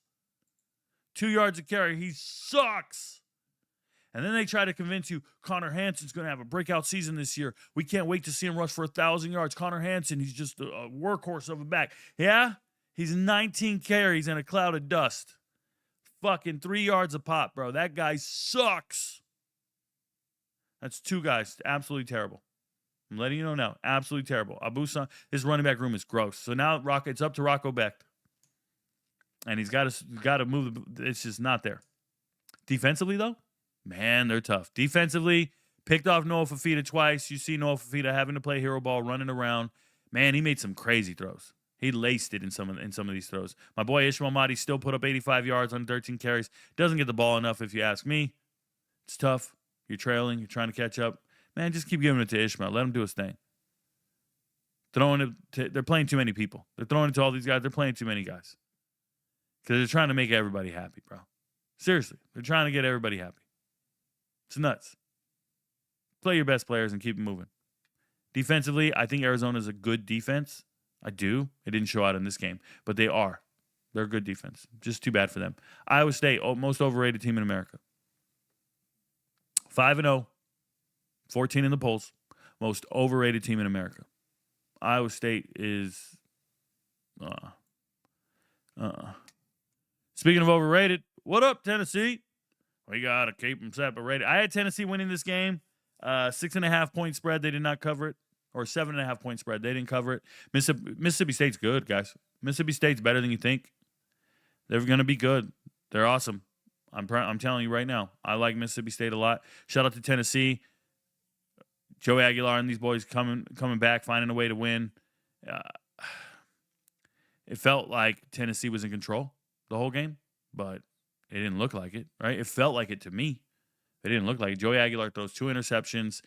You can't have Star Thomas, and I really believe in you. I'm going to make that very clear. I've been very critical of Star Thomas. Star Thomas, I think he was a JUCO kid. When he was at New Mexico State, we watched a lot of Conference USA football. And I went, yo, Star Thomas? Mm-mm. Seth McGowan? Mm-mm. Mike Washington? Mm-mm. And then you go look at the SEC, and their 3-star running backs, their 3 leading rushers are Seth McGowan, Mike Washington, and Star Thomas. And I'm over here, I'm sitting back, I'm just going, these aren't good players. And people have been writing to me like, Rico, what are you talking about? You don't know what you're talking about. These are good players. No, they're not. I watched a lot of football. I watched tape. I got on one team. I got on another team. I got on another team. I got that player. I'm watching that player. I'm watching that player. And at no point do I go, oh, we can depend on this guy. That's the guy. So you get in a game like this with Mississippi State, and you can't rely on Star Thomas. 10 carries, 33 yards. Stuffed. And if we're being real, one of those carries was for 11 yards, so it was really 9 carries for 22 yards. Absolute trash. And then you go look at Deshaun Bishop. Same offensive line, same scheme, same number of touches, 11 carries, 72 yards, and a touchdown. Big difference. Deshaun Bishop, SEC recruit, needs to be developed. Give him his carries. Stop making him share the load with a guy like Star Thomas who ain't it. Star Thomas is slow. And when you're slow against good teams, the holes close. You're not any good. Receivers, Tennessee's got receivers for days. I love everything about Chris Bradshaw. I've told you he's an NFL wide receiver. I've been saying it for multiple years now since he was at Tulane. But stop throwing the ball to Star Thomas. Once again, stop throwing the ball to Star Thomas. That's not a guy you need to be throwing it to. Keep the ball in the hands of these amazing wide receivers. Mike Matthews had a breakout game. Do this. Promise. Defensively, got to stop. Got to stop Mississippi State. Now, Mississippi State's not scrubs. They're 4-1 in the SEC. They're probably deserving, after this game, they're probably deserving of votes. When you start looking at it, you got to realize, well, then it wasn't a fluke they beat Arizona State. No way. They lose in overtime to Tennessee.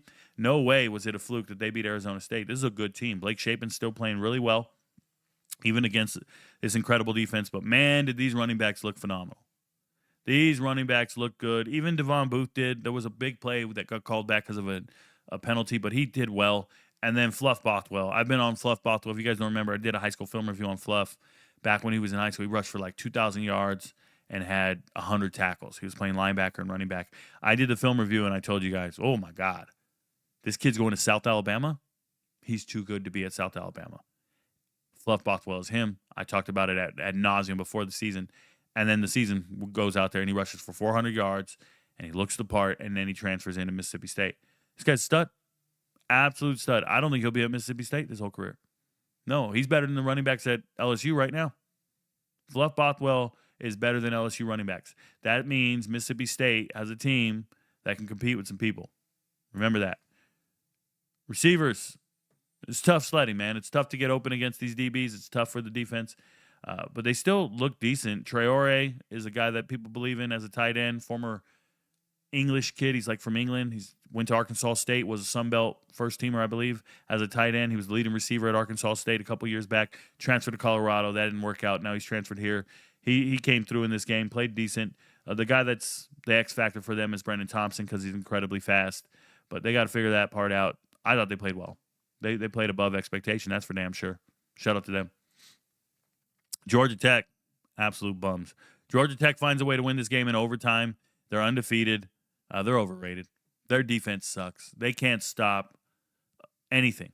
When you start thinking about Georgia Tech and how many times people can score on them, it's because they don't have the stout defenders they need. They got hand-me-downs. They got guys that aren't quite good. They're good feel-good stories.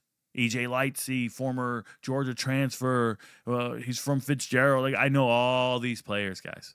I know all the Georgia Tech players. I live in Georgia. I own a home in Georgia and South Carolina. I used to live in Georgia for the last 10 years. I know Georgia high school football. I know all the players. Trust. Watch the live stream sometime. I can't get down with Georgia Tech being in the top 15 in America. Can't do it. Haynes King is good. Shout out to him.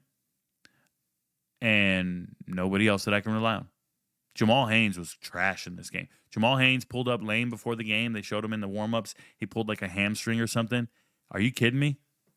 Comes out here, fumbles, getting 2 yards of carry. Stop giving him the ball, bro. Malachi Hosley is good. Just play Malachi Hosley. You started him. Just let him play the whole fucking game. Stop misevaluating your talent. I'm telling you that right now. Haynes King rushed for 100 yards, 2 touchdowns. He brought these guys back from nothing. How is Haynes King not in the Heisman conversation? 400 total yards in this game. But he puts you on his damn back. Eric Rivers, consistent wide receiver. You can trust him. He's going to get his yards. It was awesome to see. I love that. They're finding the right answers in the wide receiver room. But defensively, these guys ain't it. Kyle E. Ford and E.J. Lightsey, these are the linebackers here.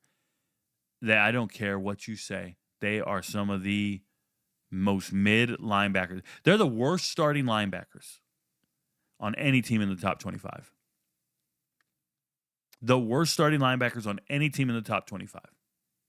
100% believe that. And then Wake Forest. Well, we knew they weren't going to win the game.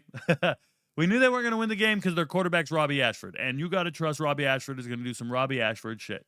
Well, guess what?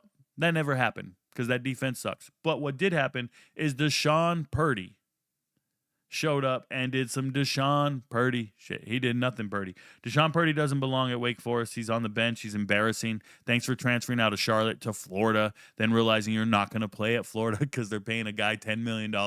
So then you transfer to Wake Forest in a panic transfer, and they're not going to play you here because you're not better than Robbie Ashford. Oh, my God, he shit the bed. Deshaun Purdy's not it. They brought back in an injured Ashford. Doesn't matter. Didn't get it done. Claiborne's still a stud. NFL caliber running back, very, very fast, very good. Shout out to Damon Claiborne. Wake Forest should not be in this game, should not be competitive in this game. They probably would have won this game if Chris Barnes doesn't get hurt at some point. Chris Barnes, when healthy, Chris Barnes is the guy. Trust Chris Barnes all day long. This is a speed demon, redshirt freshman, transferred him from Washington State with the coaching staff. Chris Barnes. But they just overachieved in this game. And it sucks. Next game. We did it. We got a backdoor cover. I told you guys Utah State getting 22 points is too many. Utah State can score on anyone. They put up 22 on an amazing A&M defense, and now they put up 35 on Vandy. I want you to be aware of that for a second there before you guys ignore this. A group of 5 team showed up and put 35 points on an undefeated top 20 team. That's a problem. Utah State's very good. I think Utah State is sneaky good. Think about their 2 losses, A&M and Vandy, and they didn't look like they couldn't score in those games. No. They covered the spread in both those games. They're good. Utah State's good. Shout out to little Bryson Barnes, transfer from Utah. He's a dual threat guy. He's making the right plays. He's doing what he can. Very effective. Nice to see a Jacob Conover sighting, the BYU transfer, who's been, he's been transferred multiple times, but he's been on the bench everywhere. And he actually comes in here and he played effectively. Threw for 2 touchdowns. Did his thing. This team was out there scrapping. I like it. I like Utah State. Shout out to them. Now, Diego Pavia and the boys. They got a problem, right? They're going to Alabama. They're going to Alabama next week. And somehow Diego throws for 5 touchdowns. Congratulations to him. Diego also leads the team in rushing. I hope they're ready, man. I really do. I would expect Vanderbilt to be competitive with Alabama. Understand Vanderbilt built this team in the trenches this offseason. They have a great offensive line. That's why they're so effective on offense. That's why they keep the ball for a majority of the game. They can go out there and score. They are good. I hope it works out for them. I'm probably going to pick Vanderbilt to cover the spread. I got to see what it is. But shout out to Vandy. UMass, Missouri gives up a touchdown in the first quarter, which should have never happened. That's why they didn't cover the spread. Other than that, UMass is one of the worst teams in America. Absolutely worthless. Average 1.2 yards a carry in this game. Gross. UMass is easily one of the worst teams in America. And you're looking at Missouri, they took it easy. Missouri took it easy in this game, didn't do too much, just let him out hard to get his 3 rushing touchdowns, keep him in the Heisman conversation. But, yeah, Missouri saved themselves. They're getting ready to go. Missouri's better than Iowa State. Missouri should be ranked higher. Speaking of ranked higher, these two teams, these fucking knuckleheads, one of them is moving up in the charts. It's fucking crazy. Illinois was still ranked for whatever reason, just to help USC strength the schedule, maybe help the Big Ten strength the schedule. I don't know why Illinois was still ranked. And then they come out here and beat USC. And obviously I was on USC. Jada Maeva is not the problem. I want to be very clear up front. Jada Maeva is not the problem. He threw 2 touchdowns. Yes, he threw a pick, but he threw for 364 yards. He got the balls to the playmakers. Wayman Jordan's not the problem. Wayman Jordan played great. Great yards after contact, moving the ball, getting first downs, getting touchdowns. Did everything right. Mekhi Lemon is definitely not the problem. He played great in this game. Okay? These guys are the problem. This defense. Eric Gentry's looking like an All-American. Every box score you see, Bishop Fitzgerald's making all the plays. All this. Look, man. This defense couldn't stop Illinois. And they're supposed to stop Illinois. And they didn't do it. And that's a problem. It's crazy. Illinois was winning up front. Illinois was moving the ball. Luke Altmaier looked like the Luke Altmaier they talked about in the preseason. 328 yards, 2 touchdowns. Man, Duke's defensive front looked better than SC's. I'll make that very clear again. Duke looked better on defense than SC did. Yes. 100%. Caden Fagan gets his over rushing yards. They had him at 55. It was just because they were protecting a lead, which was crazy. And then he got it at the last second. It just sucks. I'm going to fade him almost every single time, his rushing yards, because they're going to have it at 55, 60. He can't get there. He sucks. He's little. I'm sorry. He's not little. He's huge, and he gets little after contact. That dude ain't it. Wide receivers. None of these wide receivers should be open. None of them are effective, and they still got over 331 yards receiving. Crazy. Shout out to Illinois for winning this game. Defensively, Illinois did not look good. They looked porous. You know what porous is? It means you can go right through them. Notre Dame, speaking of going right through them, I had Notre Dame winning this game. It was a lock. I knew they were covering the spread. I knew they were beating Arkansas. And then they went out there and did something way more impressive. CJ Carr looks like an NFL draft pick. He is growing every week. Who would have known? All they had to do was go play SEC teams, and they would look this amazing. Shout out to Notre Dame. Go play an SEC team in Arkansas. You'll look this amazing. You shut down Taylor Green's bum ass. Taylor Green could not do anything against his defense. Notre Dame's defense is great. If you remember in the pregame, Nick Saban was on TV. I don't watch that shit, but Nick Saban was on TV, and he said, this is going to be a high-scoring game. And because he thought Arkansas was going to put up points. When you hear people say this is going to be a high-scoring game, they are not respecting Notre Dame's defense. And I am fully respecting Notre Dame's defense. The reason Notre Dame had a high-scoring game against A&M was because their offense was showing up, right? And it's because they kept scoring so fast that their defense got tired. But if you're a little more controlled, a little more methodical, and you go out here and punch these dudes in the mouth, you can take the heart out of a team. And now your defense, you can play your backups, man. You'll be all right. And that's what it was here. Notre Dame was able to play all their depth, and it's because they couldn't be stopped. That took the heart out. Arkansas showed a lot of quit in this game. And you're going to quit when you got a Temu running back. When you got a running back from the dollar store. Arkansas went out and got a running back from the dollar store. Mike Washington ain't shit. Dude sucks. And Jadarian Price and Jeremiah Love looked amazing. They'll make you quit right now. And that's why Notre Dame was able to win this game by a blowout. You took their lunch money, bro. It was over at halftime. How did that halftime conversation go? Sam Pittman walks in the locker room. You've given up 42 points in the first half. 42 points in the first half. You just lost to Memphis the week before. You give up 42 points in the first half, bro. Are you kidding me? You walk in the locker room, you're Sam Pittman.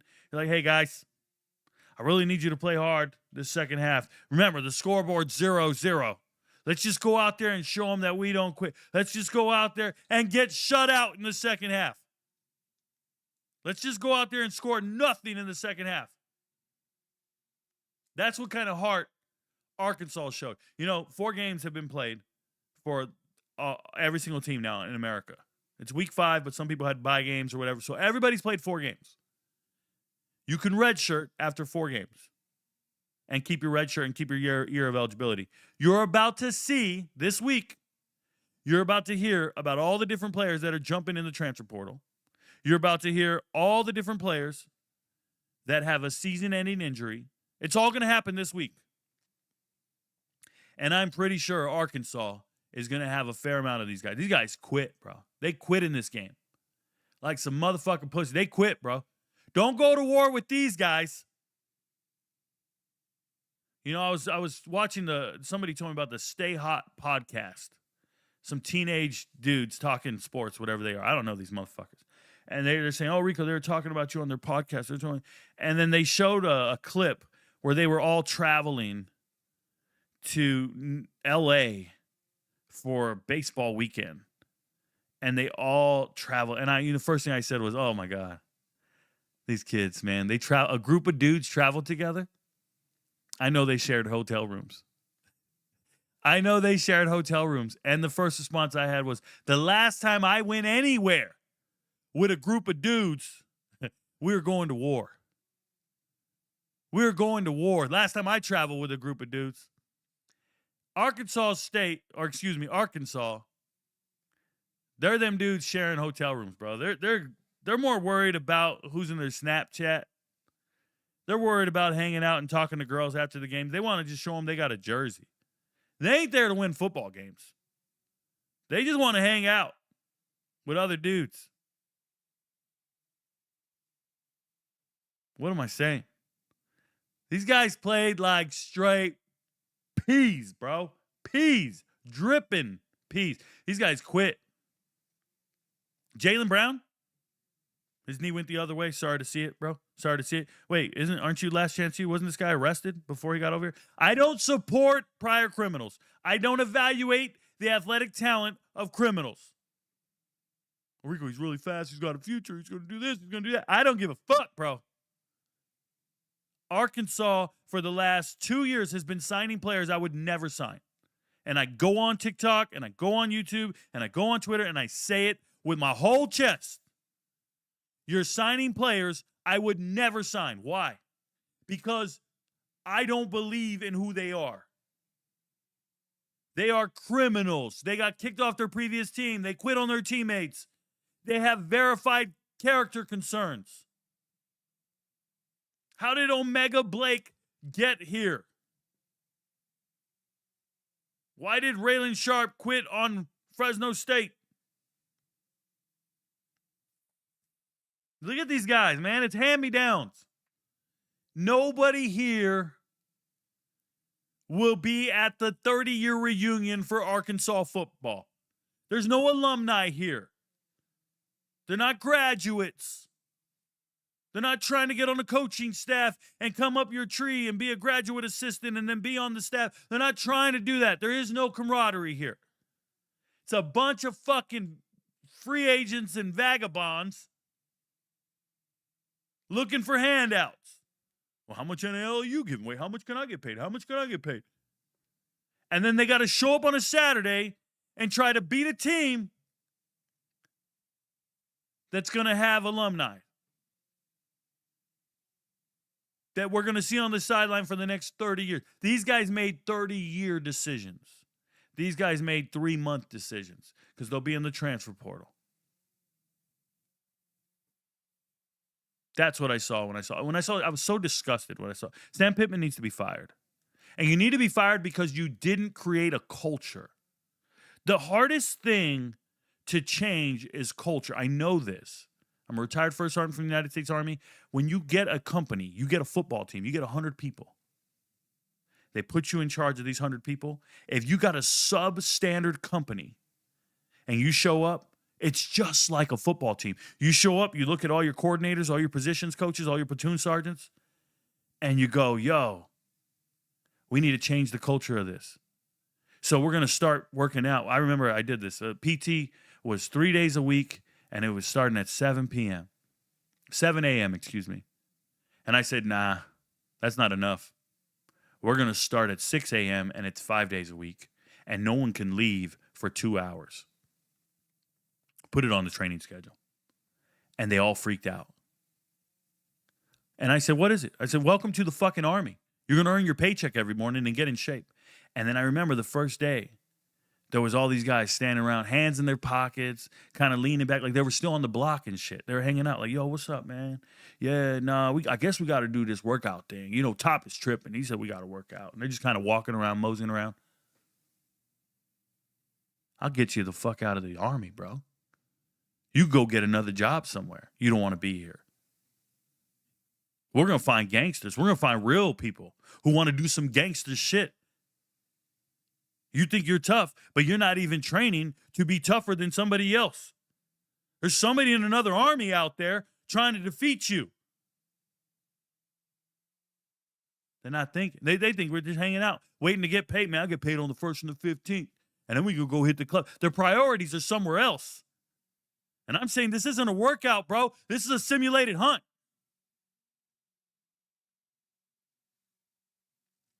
Arkansas has a bunch of players who don't understand what it is on a Saturday to go scrap. They don't know what that is. Notre Dame, they'll take your motherfucking lunch money. I love Notre Dame. Love them. You know who Notre Dame lost to? Notre Dame lost to 2 of the 3 best teams in the country. A&M and Miami are in my top 3. And Notre Dame lost to them by a couple of points. I love this Notre Dame team. I'm going to keep taking them. The 6.5 spread was a fucking gift. Thank you, Vegas. BYU finds a way to come back and beat Colorado. They were trailing. Colorado's winning 14-3. Watching this game, first thing I want to say is, Bear Bachmeier, change your fucking number. Unless that number is some significant, unless your dad died when he was 47. I don't know, bro. I don't know what 47 represents. Somebody let me know.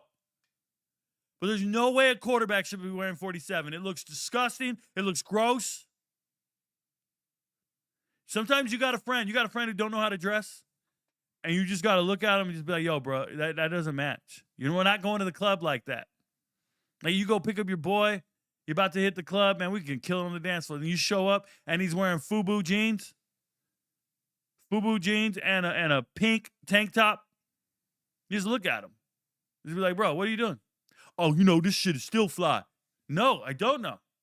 Oh, look, Rick, I got the all-white kicks, right? I got the all-white K-Swiss with it, yo. Look at me. Bro, get away from me. We're going to walk in at different times.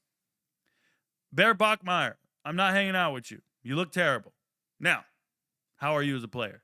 Man, you bad as shit. Hey, Bear Bachmeier can run the rock, man. He could really run. That is a fullback at quarterback. He's a house.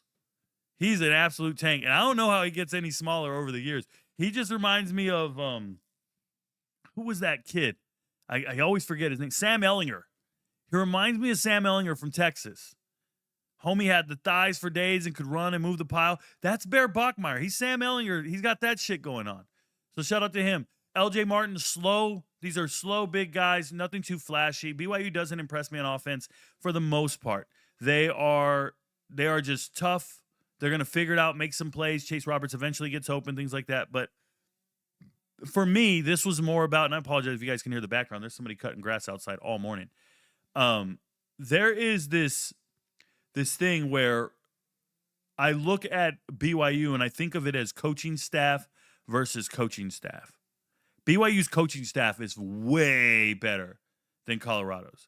So while the players at Colorado probably are more athletic, let me make sure I say this correctly.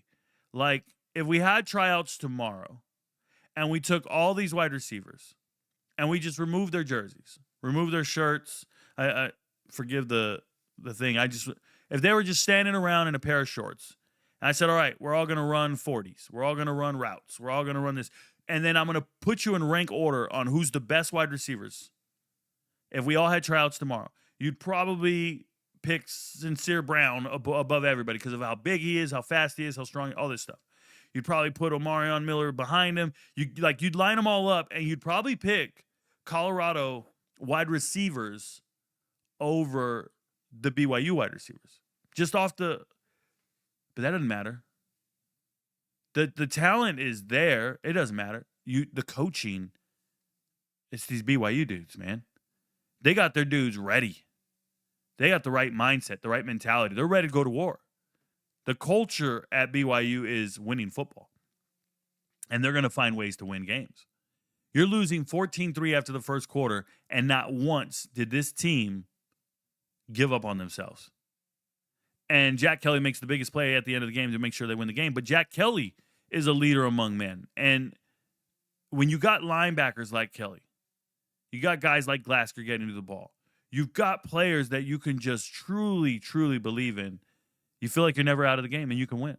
On the other side, when do you feel like you really won the game? Like Caden Salter. This is your quarterback. This is what everybody's talking about. He took over the quarterback room. He's been talking the most this week. He's been doing this. Did Colorado really go into this game and only call 16 pass plays? No. There is no way Colorado only called 16 pass plays in this game. 0. There was 17 carries by Caden Salter, and I got to imagine at least 12 were pass plays where he didn't throw the ball. Because Caden Salter sucks. Caden Salter has been absolutely terrible for a while now. If you look at Caden Salter and you go in here, we could go to game log, and you go back last year in Conference USA play, there's interceptions everywhere. Don't look at the record. He had a team that was better than the teams they were playing against. Look at the yards. Never over 250 once in his life. And it was New Mexico State. And most of his passes are hitting the ground. So you guys got to understand, this was a terrible quarterback last year. Absolutely terrible. But when they show you his stats, they will combine them with 2023. And they'll say, yeah, he's thrown X amount of touchdowns versus interceptions. He's done all this. This is not real. This is when he had C.J. Daniels at wide receiver. So he went to every single game with a wide receiver that was way better than the opposition. If you didn't know, C.J. Daniels currently starting at Miami. So he had a receiver that allowed you to be inaccurate. He had a receiver that got massive amount of separation against these Conference USA DBs. So he got all his stats against inferior teams, scrub-ass teams 2 years ago. And then people ignored last year. They ignored all the red flags. The stats went catastrophically low. Everything was under 60%. It was gross. They ignored it because they were still winning games. And now he's your starting quarterback in Colorado. This is a terrible quarterback. The talent discrepancy and the ability drop off at quarterback for Colorado from last year to this year is, I don't know if it gets any bigger. I can't think of a team that had a bigger drop off at quarterback from last year to this year than Colorado. So now you got to ride this guy to victory. But now your wide receivers aren't open. They're not creating separation the way you're used to at Liberty. You don't have those huge windows because you're going up against Big 12 defensive backs and Big 12 defensive schemes. And while you'll see a receiver like Joseph Williams, who I like, I was on Joseph Williams before he signed with Colorado. When he was at Tulsa, I was talking about Joseph Williams. There's a video for the MVPs where I say we're taking Joseph Williams over 100 yards tonight as a freshman. I love Joseph Williams. Thought he was a good player. Did I think he could start at Colorado? No. But the fact that he could transfer in and start at Colorado, the fact that a Campbell wide receiver could transfer in and start at Colorado, that should tell you the state of this Colorado wide receiver room. It's gross. It's terrible. It's got receiving stars. It's got names you know. You know the names because you watch a bunch of well-off videos. You don't know these names from anything they've done on a Saturday. Let's make that very clear.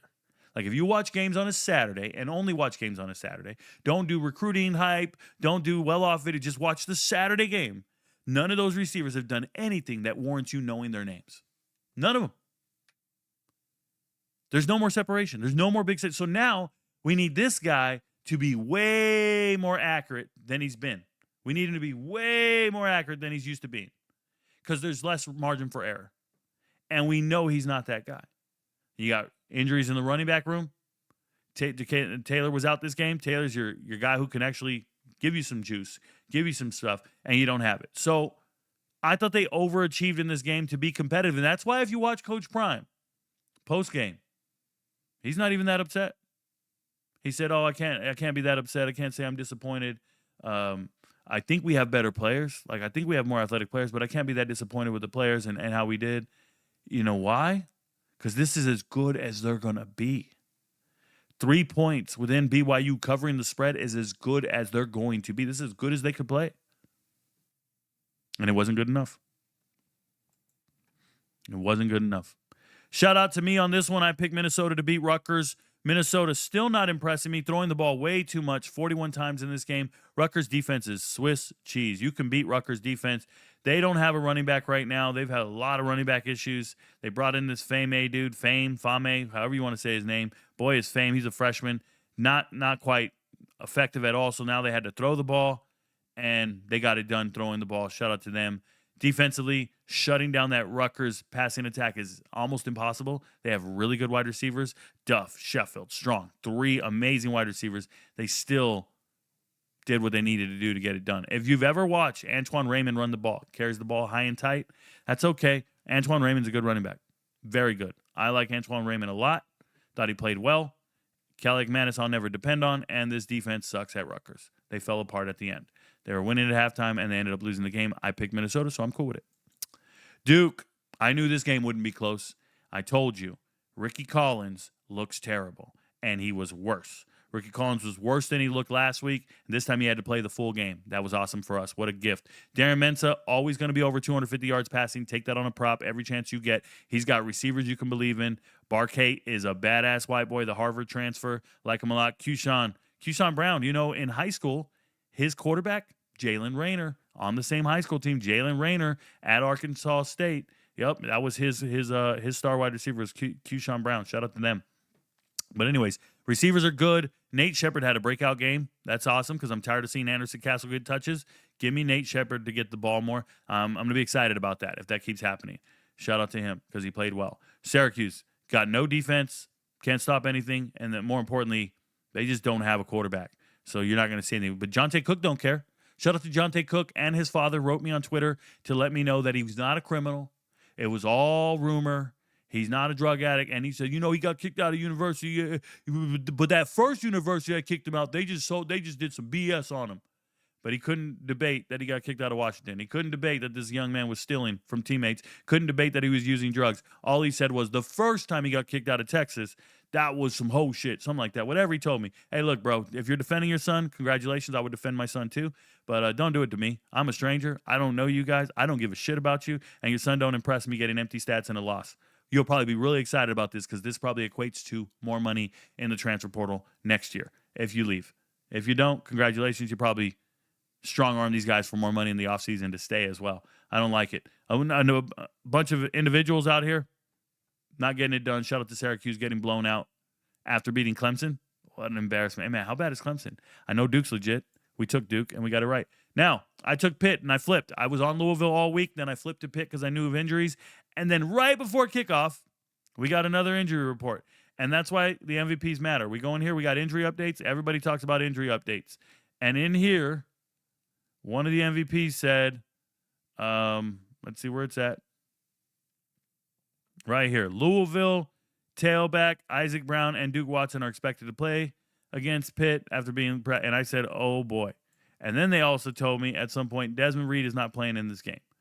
It's somewhere in here. Desmond Reed's not playing. And I said, oh no, I already picked them money line. I got to live with it. I already picked Pitt. So would I have picked Pitt if I knew Desmond Reed wasn't playing? Obviously not. It's just like Kansas State with Dylan Edwards. That's a dynamic player they need. Pitt was still winning the game 17-0 at the end of the first quarter, and you lose this game. That's just crazy. What did we learn about this game? Miller Moss had 51 attempts in this game. Miller Moss is not good. 339 yards. I don't care. Miller Moss is not good. When it really matters, Miller Moss can't make plays. He is one of the worst starting quarterbacks on an undefeated team. Yes. Miller Moss is not good. Duke Watson running the ball wasn't effective. Isaac Brown been nicked up and injured. You're not going to be effective running the ball against Pitt. Pitt has a great linebacker room. I gave it a perfect 10. And they have a good defensive front. They got good coaching staff. They had 2 weeks to prepare for this game. They should have won this game. Chris Bell played out of his mind. Colin Lacey got it done when it mattered. It just sucks. There was some freak accidents in this game, some nonsense fumbles, shit like that. And you're playing without your best player on offense, and you're still winning 17-0 at the first quarter, and you blow it. And you blow it, man. Eli Holstein, I'm sorry you threw 2 picks. I wish it didn't happen. I wish you played better. I had Eli Holstein throwing like 300 yards. It didn't get there. I actually had him at 250 on the prop chart, but I actually envisioned him throwing over 300. That's why I took his over at 261. It didn't hit. Running backs. There is no running backs if you don't have Little Reed. And that's the second week in a row now, or second time in a while. It's been 3 weeks. So second time in 3 weeks now that last 2 games, Pitt has a problem in the running back room. Wide receivers, Hicks made an incredible play. I wish they got the ball to Raphael Williams more, and Kenny Johnson's still a stud, so believe in them. Shout out to Pitt. Losing the game sucks. Guess what? I called this. Cincinnati beats Kansas. Why did I call this? Because I trust Cincinnati's defense, and I think Brendan Sorsby's a little better than you think. And sure enough, Brendan Sorsby is a one-man wrecking crew. Throws for 388 yards, rushes for 52. We got our over yards rushing on Tawee Walker and Sorsby. I nailed this game. Nailed it. Jalen Daniels is still playing well. He's a good player. He's doing what he does. His receivers aren't the best. What are you talking about, Rico? Look at these. They did good numbers. No, they're not good numbers. This is terrible. Emmanuel Henderson had one big, long play, and he's the only guy on that team that I'm afraid of. Everybody else is scrubs. Absolute scrubs. Can't get open when it matters most. On the other side, I'm glad Cincinnati was able to finally throw the ball. Cyrus Allen getting some. Goody getting some. They've been struggling to throw all season long. They didn't hear. Shout out to Cincinnati being 3-1. Sneaky good team. Nobody's going to be impressed with Cincinnati, but I am, because the places that Cincinnati's good in doesn't show up on the box chart. They're good in the trenches. They're good where it matters. Like, they're good on the line of scrimmage. They're good defensively. They got pressure. They got corners that can run in phase with receivers. They can do it all. I like Cincinnati. Shout out to them. UCF, K-State. K-State's a different team with Dylan Edwards. That is it. There's nothing else to this. UCF, not very good. Eventually, Ja'Cory Brown came in the game, threw a touchdown, but it doesn't matter. They don't know who to start here. They're still evaluating talent on this team. They want to use Jaden Nixon because he has breakaway speed, but he's not a real running back, so they got Miles Montgomery in. It's just tough all the way around for them. DJ Black is fast, should always have a touchdown every game. He did get one here. That is the fastest guy on the team, I think. The fastest guy on the team. They probably got a lot of speed. And then on the other side, K-State. Avery Johnson, still not a quarterback I believe in, but who's able to extend plays here against a substandard defense. And then Dylan Edwards. Truly special. If he's healthy, this team has a baller. If he's not healthy, this team will lose to Army. Facts. So now K-State, you're 2-3. We'll respect your talent if Dylan Edwards is healthy. I will respect K-State. I'll put them back at their original rankings at the beginning of the season where I thought they were very good. So we'll see what happens moving forward. Moving forward, believe in North Texas. They're just not airing it out as much as I want them to. They only threw it 26 times, and Mestermaker held onto the ball way too long in this game. Took forever to make throws, and it was a lot of dink and dunks. It wasn't what I needed from him. Yes, they had some big plays, but it was yak. It wasn't all this. The big thing in this game for North Texas is Caleb Hawkins. Caleb Hawkins, for the second week in a row, this true freshman has really shined. I got a DM about him 2 weeks ago as well. Somebody wrote me back yesterday again, and he's like, Rico, I told you. Yeah, man, you guys all tell me about every player. You don't want to see my DMs, but I hear you. Shout out to Caleb Hawkins getting it done. I was impressed with Caleb. 140 yards. He also had 78 yards receiving. Like, everything about it was Caleb Hawkins. I wish Dalton Carnes played a little better. I think he's a good player. Defensively, way to shut down South Alabama. It's tough to shut them down. Davenport can score. PJ Martin's not great. Like, the running back room's not great, but they're not bad players. It's that voicing that you can't cover. Voicing's the real deal. Pay attention to voicing over yards every chance you get. South Alabama defensively, they're not good players. They're not. I evaluated them in the preseason. I didn't like it, and I'm still there. They just don't have the same caliber of player that they do on offense. I bet at practice, the offense just goes ham on those defenders. Ohio finds a way to cover the spread and beat Bowling Green. I don't have a good grasp on who Bowling Green is, but they threw 3 interceptions in this game. Shout out to Drew Pine. Bowling Green is still very good. They're not terrible. For them to be competitive in this game with Ohio for a good portion of it was impressive. And I can't really turn on the tape and see Bowling Green like getting blown out in any games or winning games. Like, it's just hard to read. They're hard to read team. And Ohio, we know what we got. We got Saban Gora and Parker Navarro running everywhere, doing everything. They're the only two guys you can believe in. Chase Hendricks, obviously the one receiver you can believe in. Mason Williams is doing it this game, but it's really Chase Hendricks and then Parker Navarro and Saban Gora. It's a three-man band, and then a bunch of other guys that make plays and keep them in the game, and they win. And their defense played great this game. So shout out to Ohio. Central Michigan, we took them to beat Eastern Michigan. I knew that the Service Academy would come out here and run like crazy. They had 48 runs in this game for 311 yards.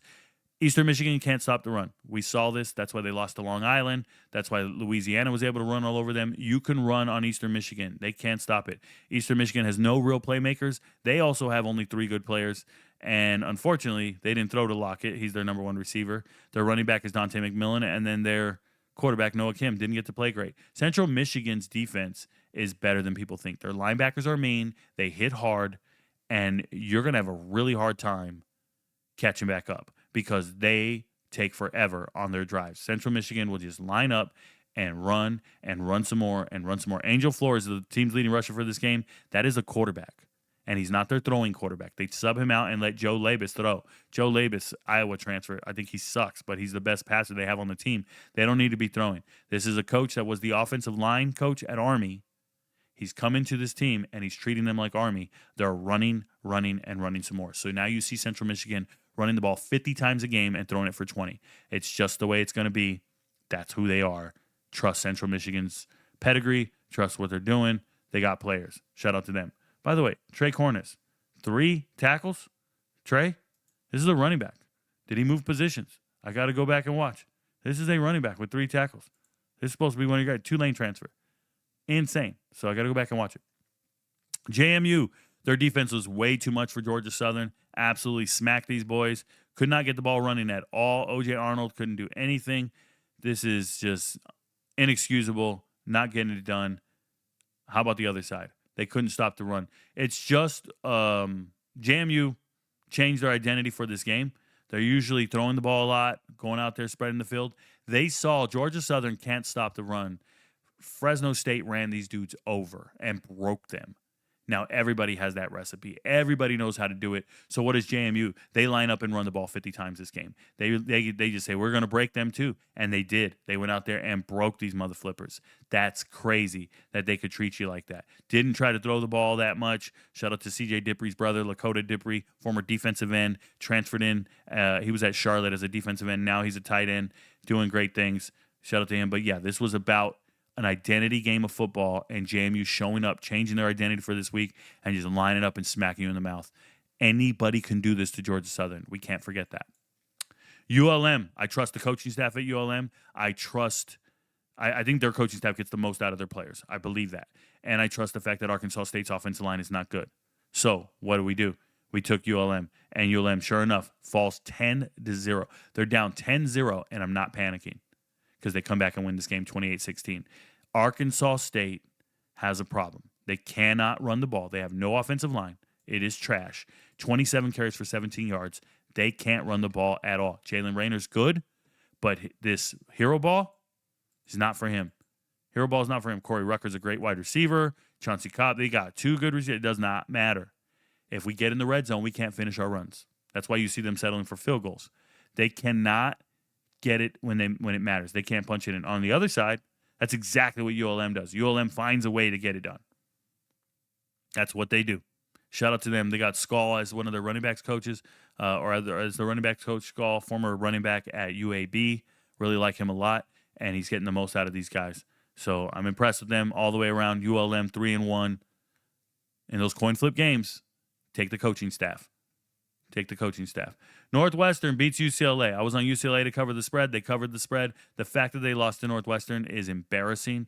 Nico is Amaliva. He's just not it. Preston Stone dialed it back. Preston Stone of 2023 showed up. No turnovers, and Preston Stone played as good as he can play. Shout out to him. Who the fuck is Caleb Komaloff? Who is Caleb? Who are you, bro? He rushed for 27 carries, 119 yards, and 1 touchdown. They were happy to see that doing their thing. We know Griffin's been doing it all, this white receiver over here. He's very good. South Dakota State transfer, excuse me. Talked about him in the preseason. He's coming through, keeps consistently doing it. There's nobody at UCLA that should scare you.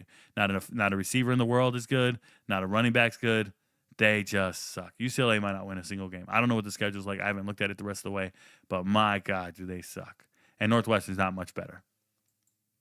They're 3 points better. Speaking of being better, Cal figured it out. Cal comes back and wins this game in the fourth quarter. What a comeback, beating Boston College.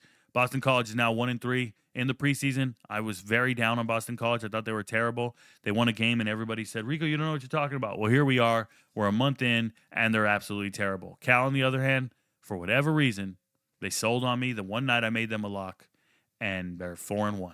They are the hardest team to deal with right now because I love JKS as a quarterback. I like what Cal's doing. They win the game, but my fucking God, bro. The one time I pick you, you lose 31-0 to San Diego State, which is a crime. Other than that, you can score on everybody and you can do everything.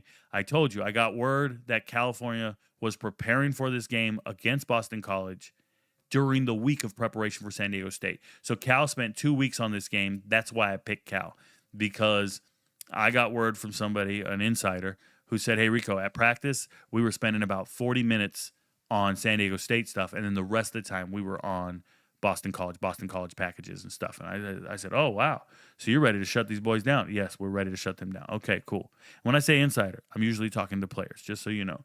So it's one of these situations where Cal was ready for this game, prepared for it, and it showed out, and they found a way to win. Congratulations to them. Shout out to Boston College, bum ass. Dylan Lonergan is not him. Speaking of not him, Zane Flores is not him. So Oklahoma State covers the spread. They were competitive in this game with Baylor. What does this say? Baylor doesn't have a good defense. No. Listen, Baylor probably doesn't have a good defense. They don't, but they have an amazing offense, and they're always going to score points.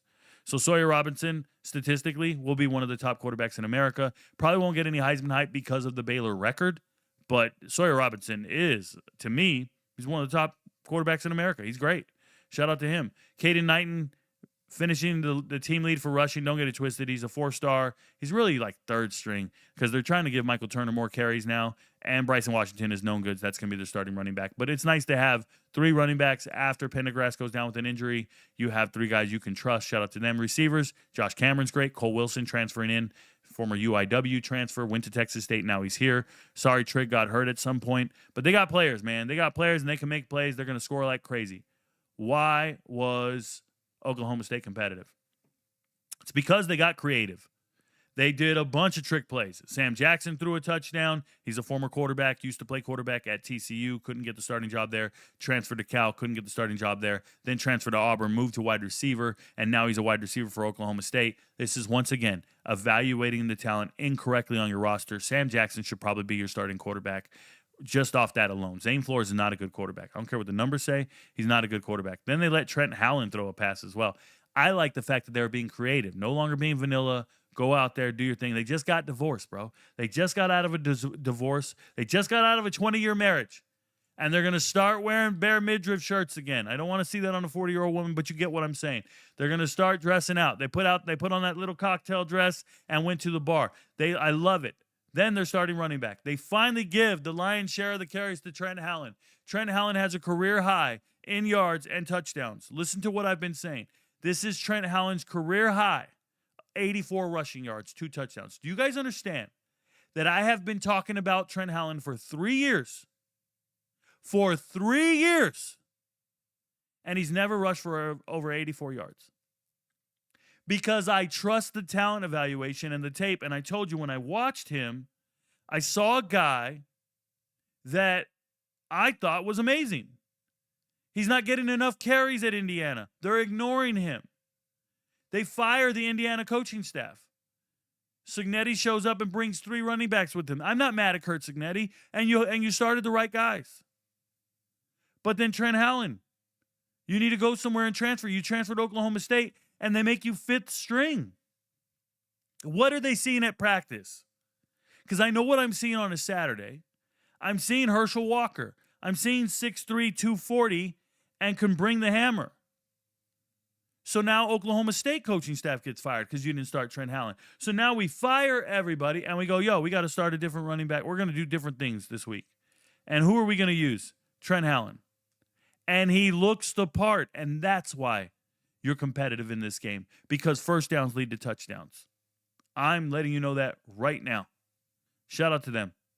The rest of this shit, they're terrible. They're not any good. Don't believe in Oklahoma State, but they might cover a spread if they keep staying creative offensively. You know who's not creative offensively? West Virginia. West Virginia went into this game. They said they were going to start Jalen Henderson, and then eventually they went to Khalil Wilkins. Khalil Wilkins, I think he's a two-time state champ in high school at quarterback. They look the same to me. I'm not saying all black people look the same. I'm saying these two quarterbacks look the same. They are dual threatish, kind of run around, and don't have a plan. That is gross. You've got to prepare quarterbacks for the game. They didn't look prepared at all. Gerard Bowie, 1 carry, 68 yards. Yet another example of an amazing player being misevaluated and not being given the ball. Gerard Bowie, I've been so high on Gerard Bowie. Where is it? Martinsburg, where he played high school ball, won state titles. I was doing an assessment of the Bears quarterback, the guy that was just crying because he got a contract. I'm forgetting his name. The guy who played at Shepherd or wherever. And I was doing an assessment on his tape before the NFL draft. And when I was watching his tape, I went back to his sophomore year. No, I went back to his senior. It was Gerard Bowie's sophomore year. I went back and I saw this sophomore on tape. It just kept flashing. I think he was either number 1 or number 6. And I go, yo, who is this guy? Was he number 7? I don't remember. But I was watching the tape and I was like, who the fuck is this guy? So I go look him up, and he's a Division II All-American. He followed his high school coach. Martinsburg had a high school coach who went to Division II, and he followed his high school coach, signed with Division II out of high school. That kid is absolutely amazing. So then he transfers to Jacksonville Jacksonville State. Rich Rod knows West Virginia football. Rich Rod used to recruit that area. They get a kid from West Virginia to come down to Jacksonville State, but they don't play him. They have the nerve to not play him. They're playing Cam Vaughn. They're playing other receivers. They're not playing Gerard Bowie. Ever. And then Rich Rod takes the job at West Virginia. He leaves Jacksonville State early, and they have a different coach for the bowl game. And when they get a different coach for the bowl game, they decide we're going to do things differently for the bowl game. We're going to use our best players. We're evaluating our talent differently now. Rich Rod and staff are gone. Let's see what we got. And they let Gerard Bowie play in that bowl game. And guess what he does? He absolutely tears it up. And I'm going, look, I've been telling you guys, this guy should be in the starting lineup. This guy should be everywhere. And then he hits the transfer portal and follows Rich Rod to West Virginia. And I'm sure he's a West Virginia kid. I'm sure it's a dream to play at West Virginia for him. So I can't fault him. He's been chasing this dream since he was fucking 6 years old. But that coaching staff doesn't believe in you. They've been benching you for years. Not 1 year, 2 years. And I'm frustrated because he's so good. That is a phenomenal football player. And then he gets in this game, and they don't even throw him. They give him 1 carry, 1 pass. They finally give him a carry, and he breaks for 68 yards. He's not a running back. He's a slot receiver. You got to find ways to get him the ball. He's as dynamic as anybody else out there. Now, who the fuck is a running back? Because West Virginia is letting everybody carry the ball. West Virginia made a promise to everybody and said, you get a carry, you get a carry. This is crazy. This is not how it's done. We're letting everybody play because they get to redshirt if they played in 4 games. Receivers, we only throw to 3 guys. We only complete 6 passes. So if this is West Virginia moving forward, they can only complete 6 passes in an entire game. You got to fade the fuck out of these dudes. Pay attention to their quarterback injuries. You can't pick these guys. Well, Rico, they were playing a Utah defense. Yeah? I watched Utah lose last week. Bad.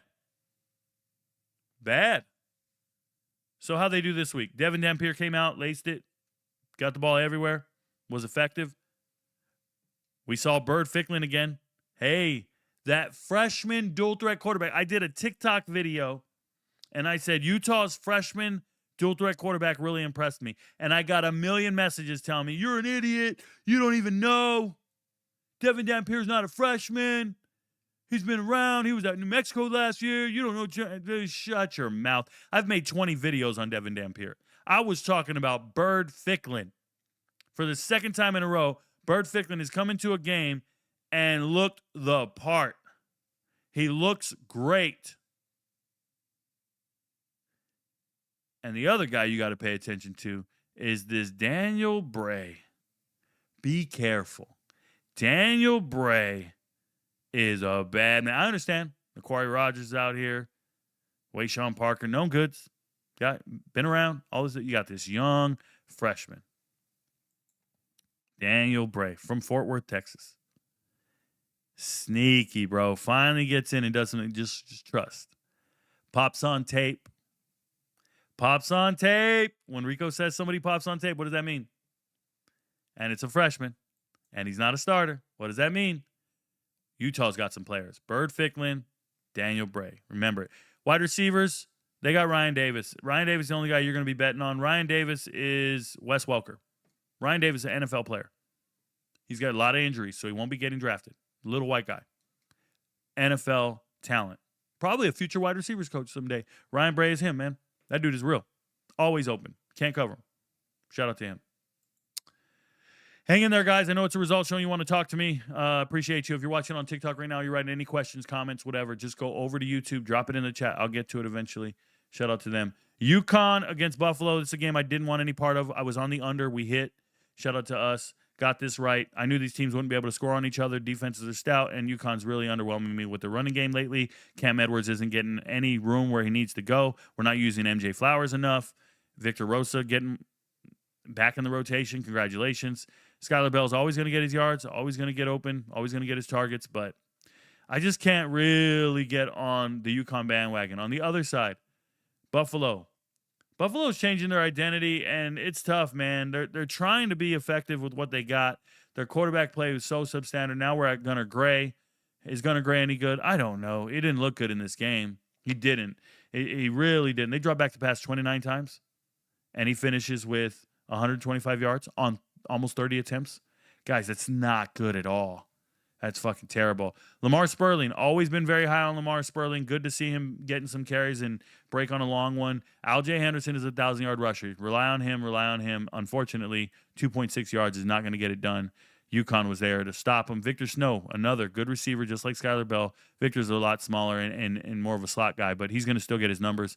That's fine. Other than that, it was a defensive game. It was tough. Smash mouth football. It's nothing. UConn, Buffalo, NIU, San Diego State. All four of them are the same. No offense that's going to really wow me, but defenses that'll hit you in the mouth. By the way, here's San Diego State, Northern Illinois. San Diego State wins the game. I told you they would win this game. They covered the spread. They won the game. Okay. They beat Northern Illinois 6-3 on the road. God, their quarterback play was trash. Lucky Sutton couldn't get anywhere to really run. Like, not really. I loved Christian Washington. I wish he would be more effective. He's not. There's nothing here. There's nothing to look at. It was a terrible game to watch. Let's talk about Northern Illinois. Northern Illinois, and I know their head coach well. He follows me on Twitter. He's a good friend, and I help them get players, and they talk to me all the time and all this stuff. All right, Northern Illinois is cool, man. I like Northern Illinois. They said Northern Illinois is like a used car. If you buy a used car, it might not work that well initially. You might need to keep working on it. I don't think that that's what buying a used car is. Buying a used car is getting players in the transfer portal. That's a used car.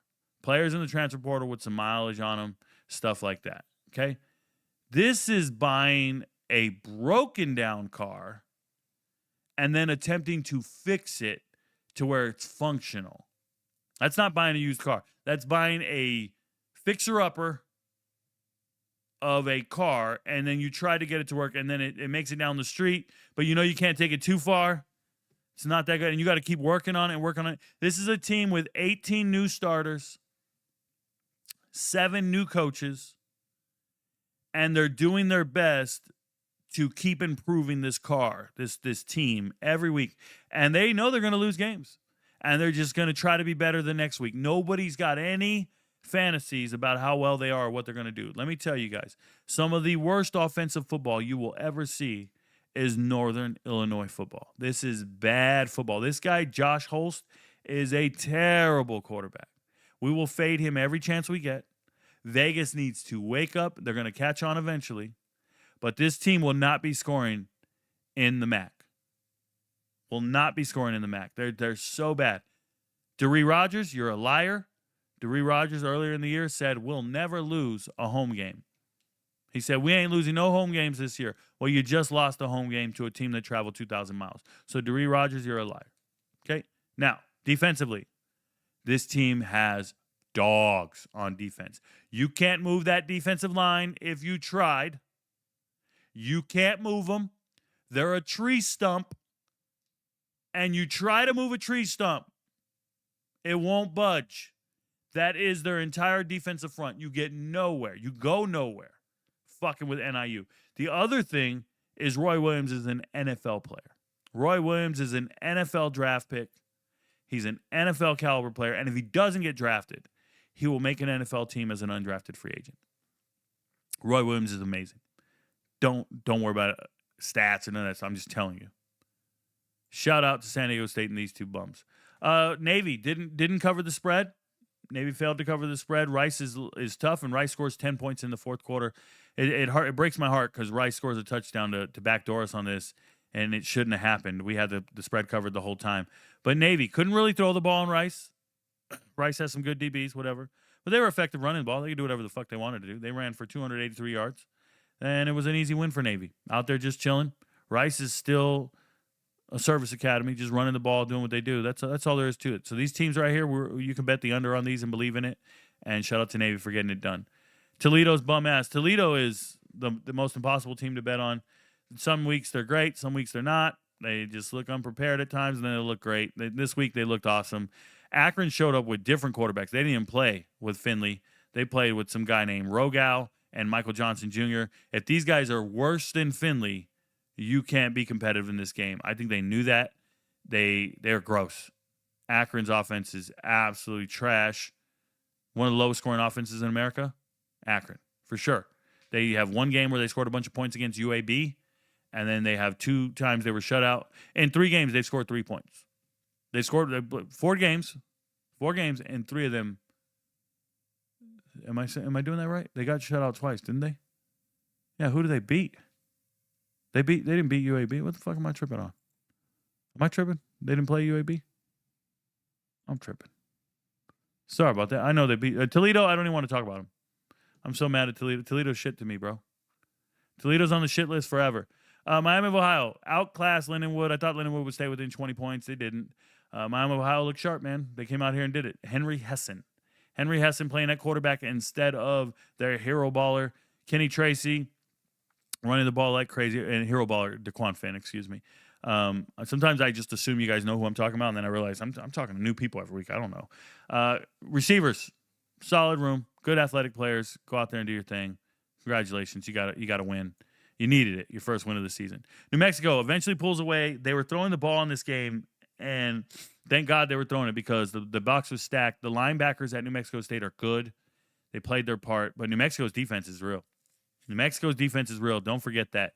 Logan Fife airs it out there, eventually throws an interception. There was one trick play by Donovan Fappola, for the wide receiver, doing a double pass or whatever. But Kadarius Callaway, not effective in running because the defense is stout. No real receivers to worry about. But over here, man, finding receivers, getting receiving touchdowns is crazy. And then their running back room is legit. They were just getting stuffed for a while there until they pulled away at the end. Shout out to New Mexico. This Keyshawn James newbie, man, he's an Idaho transfer. Oh, sack waiting to happen. Keyshawn James newbie, NFL, deep hitting gem for me all day. Coach's son leading in tackles as usual.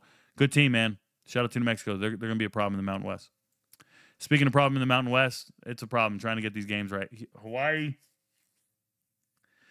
goes ham and puts up 44 points on Air Force. Air Force, man, looking terrible. Zarka plays again. This Zarka guy is giving Air Force a whole different dynamic on offense.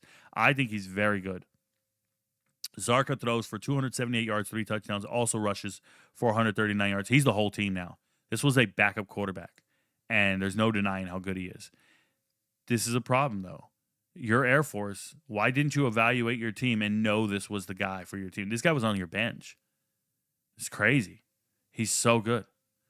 Michael Algedo, never been on the bench. This guy, Micah over here, throwing for 457 yards and 3 touchdowns. Mini Tua, doing his thing, looking good. A white running back named Landon Sims does not impress me. Shout out to Hawaii. They never have a running back room, but they got receivers for days.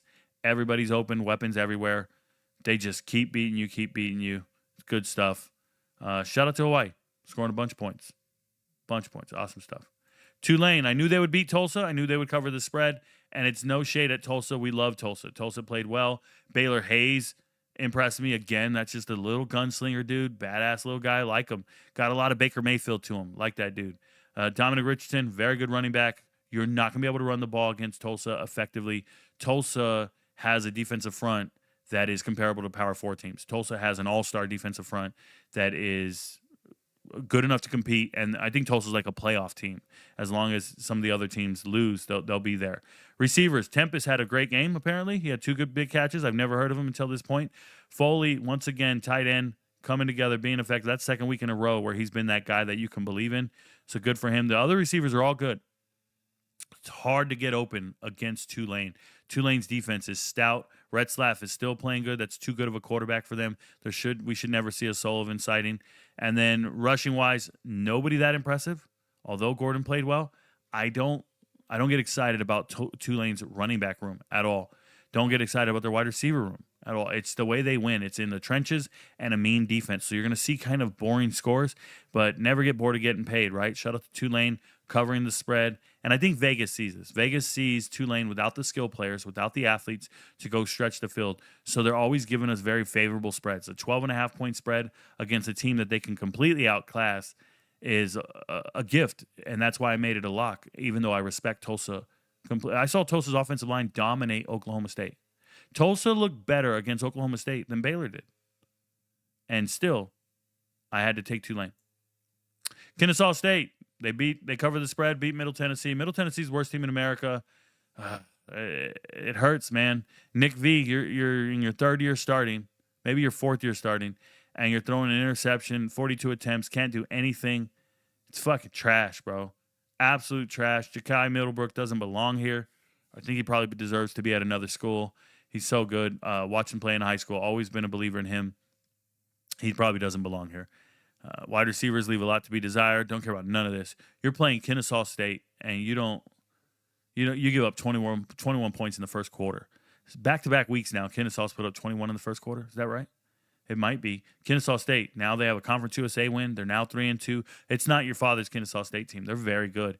This Amari Odom is the quarterback now. Amari Odom is a dual-threat guy, and if you have a dual-threat quarterback, you can extend plays. You'll be better because Middle Tennessee's defense is not fast, can't stop anybody. Coleman Bennett, the transfer from Buckley, remember he was at Rice last year, and I wrote to him, and I told him, hey, man, I still believe in you. Bucknell, excuse me. I still believe in you. I think you're a great running back. I hope you make a decision and go. And he wrote me back. He's like, man, thanks for, we lose confidence sometimes. Thanks for believing in me. And here he is, 12 carries, 100 yards. Kennesaw doing their thing. I talked about Gabriel Binyard before the game, scored a touchdown.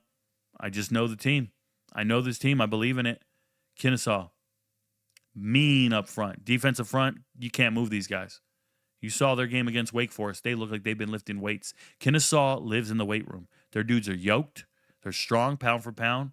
They're nice. Shout out to Kennesaw. They're going to be better than a lot of Conference USA teams, at least up front.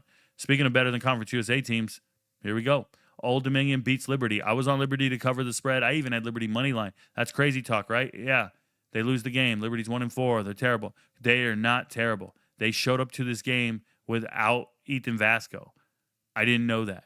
I didn't know that was happening. That's a damn shame because if they had Ethan Vasco, they were going to be in this game. They have a good defense. Old Dominion has a great team. They're playing well. But, man, every time I watch Liberty, they're not bad.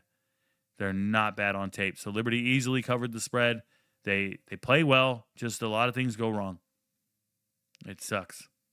It sucks, man. And I know I'm saying a team plays well. They're 1-4, and they have only 7 points scored. Gotta watch the tape. They look a lot better than this 1-4 record. They can't beat a team from Sunbelt, but they can beat Conference USA teams. Yeah. Western Michigan blows out Rhode Island. They were only 7-point favorites. I took them to cover the spread. I like Devin Farrell. I like Antoine Littlejohn. It doesn't matter. This Western Michigan team has actually been playing a lot better than anticipated, and they showed out in this game. They even did it without their starting running back. It didn't matter. They went out there, played well, blew them out, and it was a non-issue. Congratulations. Shout out to Western Michigan. Virginia Tech, like I said before, NC State shows up without their defensive coordinator. Unfortunately, his daughter passed away to cancer, so he didn't show up, and it looked like they didn't show up, right? So it's a shame. You see Hollywood Smothers kind of getting bottled up. You see C.J. Bailey still playing good, but it wasn't enough. And they had a chance to win this game. They had the ball driving at the end of the game, and we're watching it, and it just sucks, man. They couldn't get it done. Man. And I want NC State to be good. I want them to be good because they beat Virginia. I need people to understand the ACC has some good teams. They do. People aren't paying attention, but they do. Southern Miss, speaking of good teams, Southern Miss a little better than you think. They beat Jacksonville State. This is, once again, brand versus brand, and I need to be smart about this. Sometimes I'm moving so fast I don't sit down and think about it. This is Sun Belt versus Conference USA. Don't believe in a Conference USA team over a Sun Belt team. Just don't do it. And it's because of the rosters. It's because of the money in the rosters. You can see the amount of money in American, Sun Belt versus Conference USA, the MAC, okay? You can see the money on the rosters. You can see the transfers and the caliber of them at certain schools versus other schools. So Southern Miss winning this game was all about pedigree and their players. Braylon Braxton's good. He can get it done. Jeffrey Pittman's finding his way. And some of the Marshall players that showed up played well. On the other side, all these guys have is Cam Cook. And to see Caden Creel show up and start playing, ain't that crazy, bro? Caden Creel is now the starting quarterback. Now the starting quarterback for Jacksonville State. Shout out to Gavin Wimsatt. You ain't shit anymore. I'm going to do a video about this kid on TikTok. And I'm going to let you know, Caden Creel is for real. Shout out to him. Yes, he threw 2 interceptions. It's going to happen. But he rushed for 161 yards. And he's a better passer than Gavin Wimsatt by a mile. Gavin Wimsatt, sit the bench, bro. We don't need you anymore. Caden Creel, Cam Cook show. CC, give me more CC. Give me more CC. The only guy they throw to, though, is Cam Cook. They got no other offense whatsoever. So shout out to them. Eventually breaking, and they get it done. Western Kentucky, this was a lock. I took Western Kentucky to cover the spread, and it was a fucking sweat, man. This is crazy. Western Kentucky beating Missouri State 27-22. Maverick McIver still put up yards like crazy. Lavelle Wright, yes, he had a good run at the end of the game. Wasn't that effective for most of the game, but it's fine. It looks like he was, but it wasn't quite like that. What I saw in this game was Jacob Clark came out the game either with an injury or whatever it was. Deuce Bailey comes in. He's a freshman, kind of dual threatish, little freshman dude, running around, head cut off, just doing whatever the hell he's got to do to win the game. It was crazy. It's frustrating because you can't catch the guy and he's running around and just giving you a chance to make a play every chance. I don't know. It's tough, man. It's tough. Shout out to Missouri State, not getting it done. Missouri State's a little better than you think. A little better than you think. Hence the spread was only 3.5, but I'll take it. Shout out to me. Memphis, way better than FAU. It took a while to get the ball rolling. They pull away at the end. 31 points in the fourth quarter is an insane number. The depth paid off towards the end. Yes, Greg DeRossi went for over 200 yards. It wasn't as dominant as the score. It just wasn't. And it's not as dominant as the stats or any of this stuff. If we're being honest, Caden Veldkamp threw for 318 yards on a Memphis defense. That can't happen. I've watched Caden Veldkamp get absolutely crushed this year by other teams, like Maryland, for example, where he threw 6 interceptions and got crushed. So the fact that Memphis didn't crush these guys is concerning. Now, the 31 points will leave you thinking they did, but it isn't like that at all. They were good against the run, Memphis was, but Easton Messer, when are you going to start covering the little white dude? When are you going to stop that little white dude from getting open every chance he gets? Easton Messer, 9 receptions, 131 yards. Always believe in an Easton Messer over. If you're looking at props, if you get a chance, Prize Picks or the sports books, if you get a weekday game and they let you go props on Easton Messer, take his over yards because he's got continuity with his quarterback and his head coach, and they're going to figure it out. Cortez Brahman, speaking of continuity, this guy, Cortez Brahman transferring in from Nevada, came over with Brandon Lewis, and they looked the part. They're always going to hit. They're always going to do it. Believe in them. Shout out to them. They got it done. Congratulations, Memphis. You're 5-0, and you're in the driver's seat to make it to the playoffs. Washington State beats Colorado State. It's just as simple as Colorado State is playing with Jackson Brousseau now at quarterback. No more BFN, Braden Fowler Nicolosi.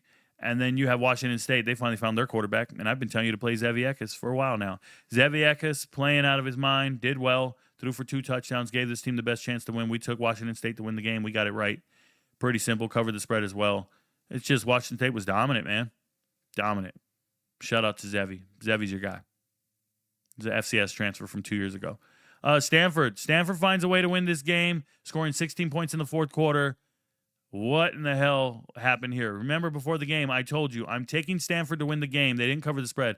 But I'm taking Stanford to win the game because of Ben Gulbranson. Ben Gulbranson. He can lace it against substandard teams. What did he do? 444 yards against substandard teams. Shout out to him.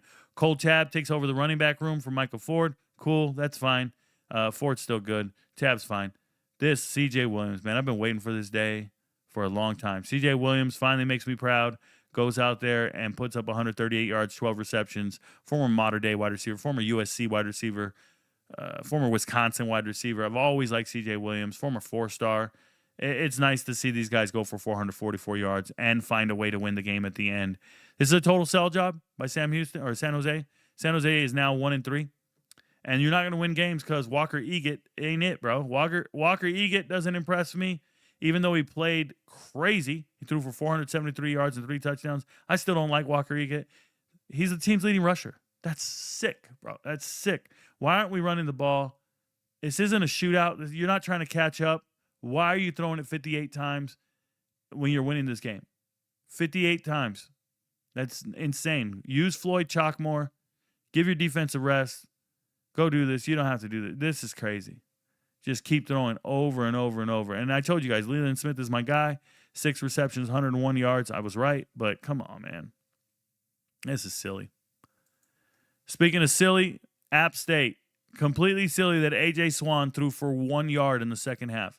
A.J. Swan had 1 yard passing in the second. This is a team that had been throwing for an insane amount of yards before going into this game. A.J. Swan finally looks like the guy I told you he was in the preseason, and it made me look silly for the first couple weeks, and now he's terrible. Boise decides to show up and be the Boise I've always thought they were in the preseason. This is a case of preseason assessments finally coming true 4 weeks into the season, 5 weeks into the season. I'm pissed about it. Shout out to Boise. Took them to cover this, or didn't take them to cover the spread, and they actually covered the 17.5 point spread. Ty Benefield is a stud NFL DB. It is what it is. South Carolina beats Kentucky. Ha ha ha. So, first thing I told you, Cutter Boley is not throwing a touchdown in this game. I was 100% right. It was a plus 174 bet. You should have made it. You could have doubled a unit, made all your money. You would have been fine. That's all you had to bet on the whole day. You would have been great. Another bet I told you to make was Seth McGowan will have a touchdown, but the money line should go to South Carolina. That was also a plus money bet that I made. Put it on the chart. Told you MVPs. What the fuck are you doing? We're going to get this right. Here's what's going to happen. Rico, I thought you said Seth McGowan sucks. He does suck. Seth McGowan sucks. The fact that Seth McGowan has 17 carries, 112 yards, and a touchdown doesn't mean he's any good. He's playing against a terrible team over here. South Carolina's a 5-win team. This is one of their 5 wins. Seth McGowan, if he is your starting running back, let me quote myself. You will have a very long season. You will have a very long season, Kentucky, if this is your starting running back. Excuse me. I said quarterback. Running back. If he is starting running back, look at all these other guys. That means they're worse than him. That means you have a really bad team. And you do. You have a terrible team. You went shopping in the bargain bin. Real talk. What'd you buy? What are those shitty-ass TVs at Walmart? Like TLC TV, T-something TV? That's these guys right here, bro. That's this TV right here. They are terrible. Don't you forget it. Absolutely terrible, terrible, terrible. The players ain't good. They're not going to be competitive in the SEC defense. They got some talent. They can run around and be athletic for a little bit. South Carolina doesn't impress me, but they won the game. Congratulations, Lenore Sellers. Last game I'm going to talk about, La Tech UTEP. La Tech, UTEP. Love La Tech's defense. They showed up. They covered the spread. This was a no doubt in my mind. Once they scored 7 points, the spread was covered, and I wasn't worried about it at that point. I really trust everything La Tech's doing. Their defense is mean, man. I don't know what they're doing on offense, but that defense is something else. Shout out to them. Kobe Fields, man. Kobe Fields. I don't care about nothing. All right, anyways, UTEP on the other side. UTEP. Don't believe in their wide receiver room because you're not going to throw them the ball. You have a quarterback controversy. You want to start Skylar Locklear. You want him to play now. Malachi Nelson throws 4 interceptions, rightfully so. Bench his ass, bring in Locklear. Locklear moves the offense down the field and scores really easy. He's been in the system for multiple years. Nelson probably has the highest upside. What do you do? I'll tell you what you do. You break up the locker room, and half the locker room believes Locklear should be the starting quarterback. The other half is rocking with Nelson. And now you don't have a team that's really ready to go compete. Your best running back is Hassan Wilson. You're still not giving him the most carries. You're not letting him be effective. This is a guy that can do it all, and you're not starting him. It's silly. Receivers, your best receiver, Kenny Odom, get him the ball more. He can't be getting 11 yards for 2.8. Like, that's not real. He's amazing. Yeah. Silly shit all the way around. Well, that's the results show. I'm going to jump to the chat one time before we leave. Shout out to you guys. Thanks for watching. Sorry I don't take a lot of results questions during results shows. These are for the MVP so they can learn about the teams and learn about what's going on. But I will hit interact on this chat, and then we'll see what happens. So, not a lot of people left to talk to anyway, so we're good. Myron says, and I quote, Penn State fans need to be quiet now. Whether it's big noon kickoff or primetime, you can't win big games. Yeah, I mean, fans are fanatical. Fans are going to support their team. They don't need to be quiet. They can do whatever they can. It's cool. Can you post your RicoKnows top 25 like you did after week 1? Hunter Edwards, I usually do a top 25 when I have time. If I don't have time, because I have Dana White Contender Series on Tuesdays, I have all the games I have to assess before Friday, or if there's weekday games, I have a ton of videos to make and a ton of film to watch. It's just hard, man. I'm one person. I don't have time for AdSense videos. Let me make that clear. I would do my top 25 on TikTok, on Twitter, on YouTube, and that pays me for AdSense. But there's a huge difference when you make a video and you get paid like $200 for a video because of views, or you're making videos for your MVPs and they're paying me $50,000 a month. Like, this is way more important, right? The analysis of the games and my predictions and my assessments are way more important than making clickbait videos and giving you live reactions. Hey, Rico, what do you think about this? What about A&M? What about this? What about, like, I don't need to make videos like that anymore. I used to. That was my primary way of making money, is make videos for clicks and talk about every team and do all this stuff. I don't do that. Subjective videos or opinionated videos, I don't have to make them anymore. I need to focus on MVP data, MVP content. They pay me. That's the premium service. That's what I got to do. That's the reality situation. So if you want to learn about teams or know my top 25, you just watch the videos with the MVPs and you'll know right away who I think is good and not. So there you go. Why is anyone surprised about Penn State? We have known Drew Allard doesn't have the juice for 3+ years. ASS, Allard still sucks. Yep, I got you. I agree, chaotic. Agree completely. Nobody's surprised. Let me make that very clear. They lost to a good team. They lost to Oregon. There's no surprise here. One of the good teams had to lose. If Oregon loses that game, what's the narrative? What's the narrative? Oregon wasn't ready. Oregon did this. That. What is the narrative then? Penn State wins a big game. Drew Allard's him. No, somebody had to lose. George Murasam. Damn, that's crazy callback. Yeah, he could barely move. Oh, thank you so much. I've been a sports fanatic for 40+ years, right? Haynes King running the ball 20+ times is evidently going to get him sent to the hospital. Can't do that every week, man. Yeah, he can. Yeah, he can, and he will. He's 6'5", 6'4". He's a massive man. He's big, and he's carrying the load, and he's doing it. Ain't no problem here. I think he's beating up linebackers. I don't think they're beating him up at all. Sam Pittman is as good as gone. Road rash face is going to take his place. So the reason Sam Pittman is not as good as gone, if you guys didn't know, Sam Pittman has a really interesting buyout. Sam Pittman's buyout is like, I don't want to exaggerate. I'd say it's like $9 million. It's a lot of money for Arkansas. $9 million because he has a winning record. If he didn't have a winning record in his career, it would be $6 million or $3 million or something like that. It differs because of his record. It's a true story. Go look it up. Rico, it's okay. We get it. They're garbage criminals. Sorry, man. I go on rants sometimes. Those guys suck. Rico knows. What up, Lewis Henton? Good to see you, brother. Shout out to you. Roll Tide. I did pick Alabama. Lewis Henton is an Alabama fan. Lewis Henton's been with the channel. He's been on my live streams from A1 day one for 3 years now. I really appreciate that guy. Shout out to him. A football game with a 6-3 final is disgusting puke. Shout out to my Iron Kid. He's talking about San Diego State, Northern Illinois. Imagine watching that joint. It's rough.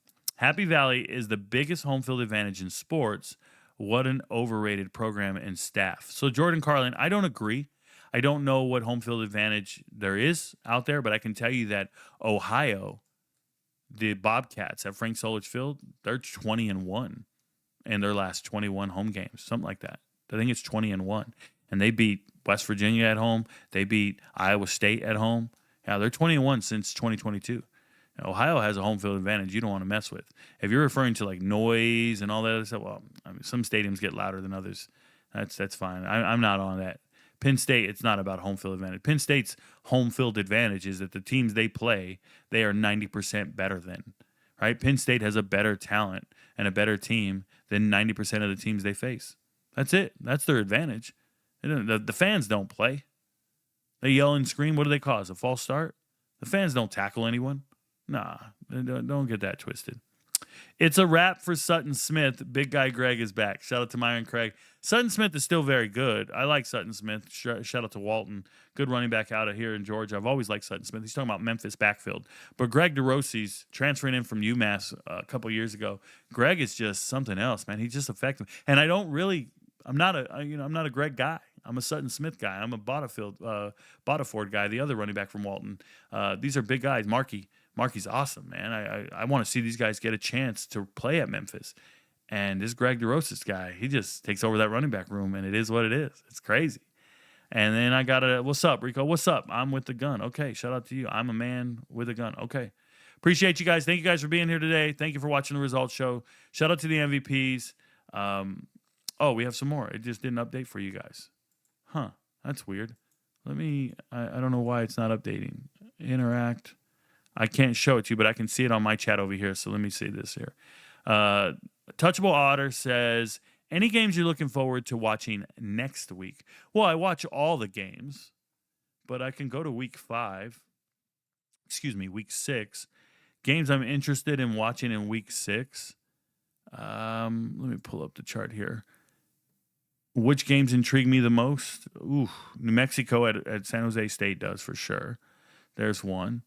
I was not interested. Oh boy. Clemson's going to blow out North Carolina.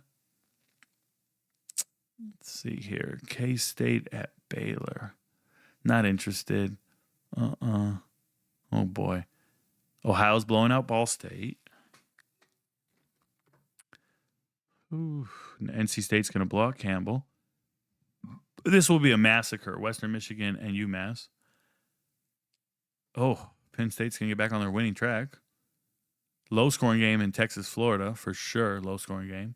Vanderbilt, Alabama excites me. That's pretty cool. Notre Dame's going to be in for a game against Boise, for sure. Washington and Maryland looks like a sneaky good game. Sneaky good. Oh, Virginia, Louisville. Give me Virginia to beat Louisville. Fuck it. Let's go. SMU's blowing out Syracuse. Not even close. I hope we get a favorable spread in that game. JMU's blowing out Georgia State by a lot. JMU's winning that game by like 30. Central Michigan's going to spank Akron. Oklahoma's slamming Kent State. No big deal there.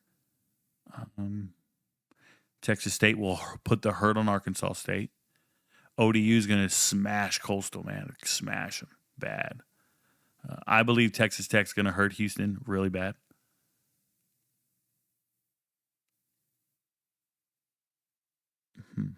Oh, boy. Miami's going to just embarrass Florida State.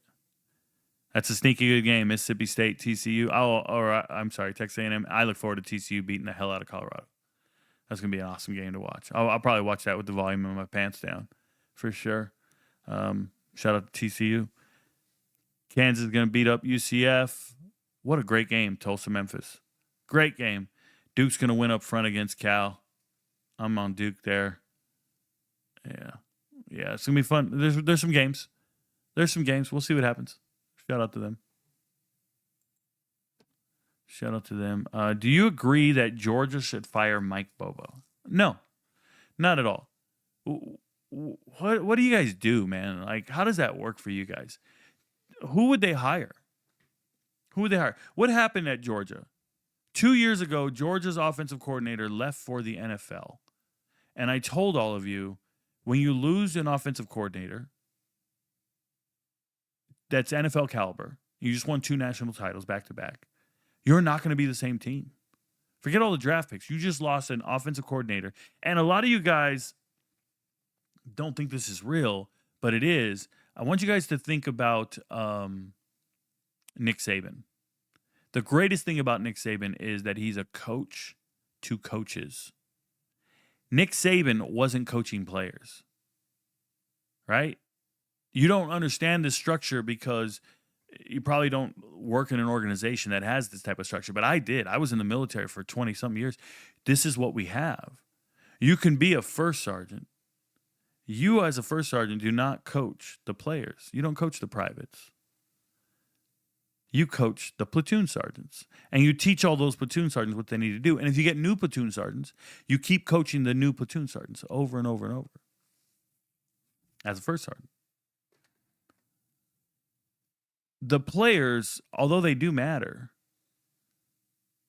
they're position coaches, they're squad leaders, they're team leaders. And then they're platoon sergeants, they're offensive coordinators and defense coordinators. Those guys matter. And you got to be a good coach at coaching those platoon sergeants. If you're good and you're successful because your offensive coordinator is good, and then he leaves, and you can't coach up a new offensive coordinator to do the same thing or be as effective, it's a problem. I'm going to give you guys an example. How many years has Western Kentucky been good at throwing the ball? How many years has Western Kentucky had one of those top high-flying offenses throwing the ball? It's been like 5 years in a row now. And it's because Tyson Helton, their head coach, knows the spread offense. He's a guy who can throw the ball like crazy. But the offensive coordinator was Zach Kittley. The offensive coordinator is somebody different every single Ben Arbuckle, right? The offensive coordinator is somebody different every year. But it's that head coach that can coach those offensive coordinators and defense coordinators. So while everybody wants to point at Bobo, oh, they're going to blame Bobo. It's the easiest thing to do. Blame Bobo. No. It's Kirby Smart knows how to coach offensive coordinators. He's good at coaching the replacements that he gets. They have a good team. They're a top 10 team in America. Every year, they're a top 10 team in America. You don't change that. They don't have the right players. They recruited running backs incorrectly. Look at their starting lineup. Who's their starting quarterback right now? It's Gunnar Stockton. Gunnar Stockton. Should he be your starting quarterback? No, he shouldn't be. You know why? Because you recruited a 5-star before him in Brock Vandergriff, who should have been your starting quarterback, but you missed. So you recruited Carson Beck before him. Carson Beck should be your starting quarterback right now, but you didn't pay him. So when you start evaluating recruiting classes and you start looking at the players, who should be in your starting lineup right now at Georgia? What wide receivers did you sign? How many did you miss on? Why did they transfer out? This is the problem. There are running backs in the running back room right now that aren't starting. You misevaluated your talent for years. Did you know Georgia, they misevaluated their running back evaluation so much? Like, who was their running backs? If we just do it, like, you want to fire the Georgia offensive coordinator because they lost to Alabama? How does that work? Like, what is that? Who are these casual fans? They need to reevaluate talent. Let's go to last year. There's Nate Frazier. He's awesome. But who's this other running back? This other running back, Trevor Etienne, is not a running back. Trevor Etienne is not a running back that you recruited out of high school. You didn't recruit this guy out of high school, so you misevaluated talent. Who's the other running back you had? Branson Robinson. He's not even on the team anymore. Okay? You go back the year before. DeJuan Edwards and Kendall Melton are your two running backs. They're not even NFL draft picks. They didn't get drafted. If they didn't get drafted, none of your running backs are NFL running backs. None of them. Andrew Paul's at Jacksonville State on the bench right now. Jacksonville State, you are...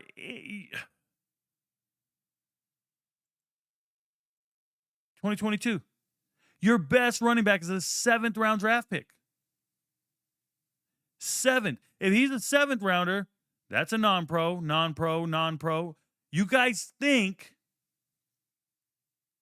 that you have a room full of professionals, and you don't. You don't have a room full of professionals. And you want to fire the offensive coordinator? This is what he inherited.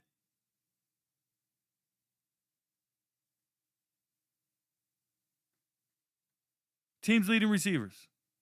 2 tight ends, a wide receiver, a running back. Where are the wide receivers? A transfer. Where are the wide receivers? 2023. Transfer. So who have you been signing in every recruiting class? Where's Mekhi Muse right now? Transfers. CJ Smith, transfer. Jackson Meeks, transfer. Zeed Haynes, transfer. Where are these guys? Cole Spear. You're misevaluating talent. That's all it is. You're signing the wrong guys. Landon Humphreys is your guy. Transfer from Vanderbilt. There's a good talent. But you guys got a transfer, gone, right? Nitro Tuggle, gone. Michael Jackson, gone. What were they doing there to begin with? So what you guys don't understand is you want to fire an offensive coordinator who had to inherit a substandard running back room and wide receiver room and even quarterback room because you got rid of Carson Beck, which is crazy. And then he goes out and gets Kobe Young and Zachariah Brent. They go hit the transfer portal, and they go get stellar players. And they're trying to make up for lost time. But I'm telling you that these other players they're evaluating aren't good enough to play at Georgia, so they did it wrong. They are not evaluating the offensive players correctly. It's not the coach. There's not a coach in the world that could win with those players. And I'm not saying they lose. They don't lose a lot of games. They lose to the elite teams. Kirby Smart said, what's everybody else's record against Alabama? You're not going to beat every elite team. It's just not real. And you guys want to go fire somebody every time you lose to an elite team? You want to fire somebody? You can't go around firing. Fire the players. You want to fire somebody? Fire the player. You pay the players. They get paid. They're not unfireable. Fire them motherfuckers.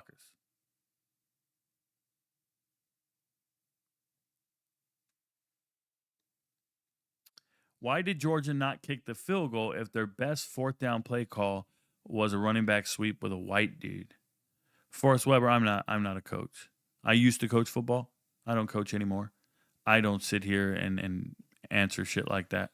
I have no earthly idea why they didn't kick the field goal. No earthly idea. Northwestern looks better without Cam Porter. Maybe. I would say it's the competition. You're playing against UCLA. one of the worst teams in the Power Four. Do not come to any conclusion because of that game. You look better against it. We don't have Cam Porter and we look better. Nah, don't do that. I bet if Cam Porter played in that game and was the lion's share of the carries, he would look just as effective.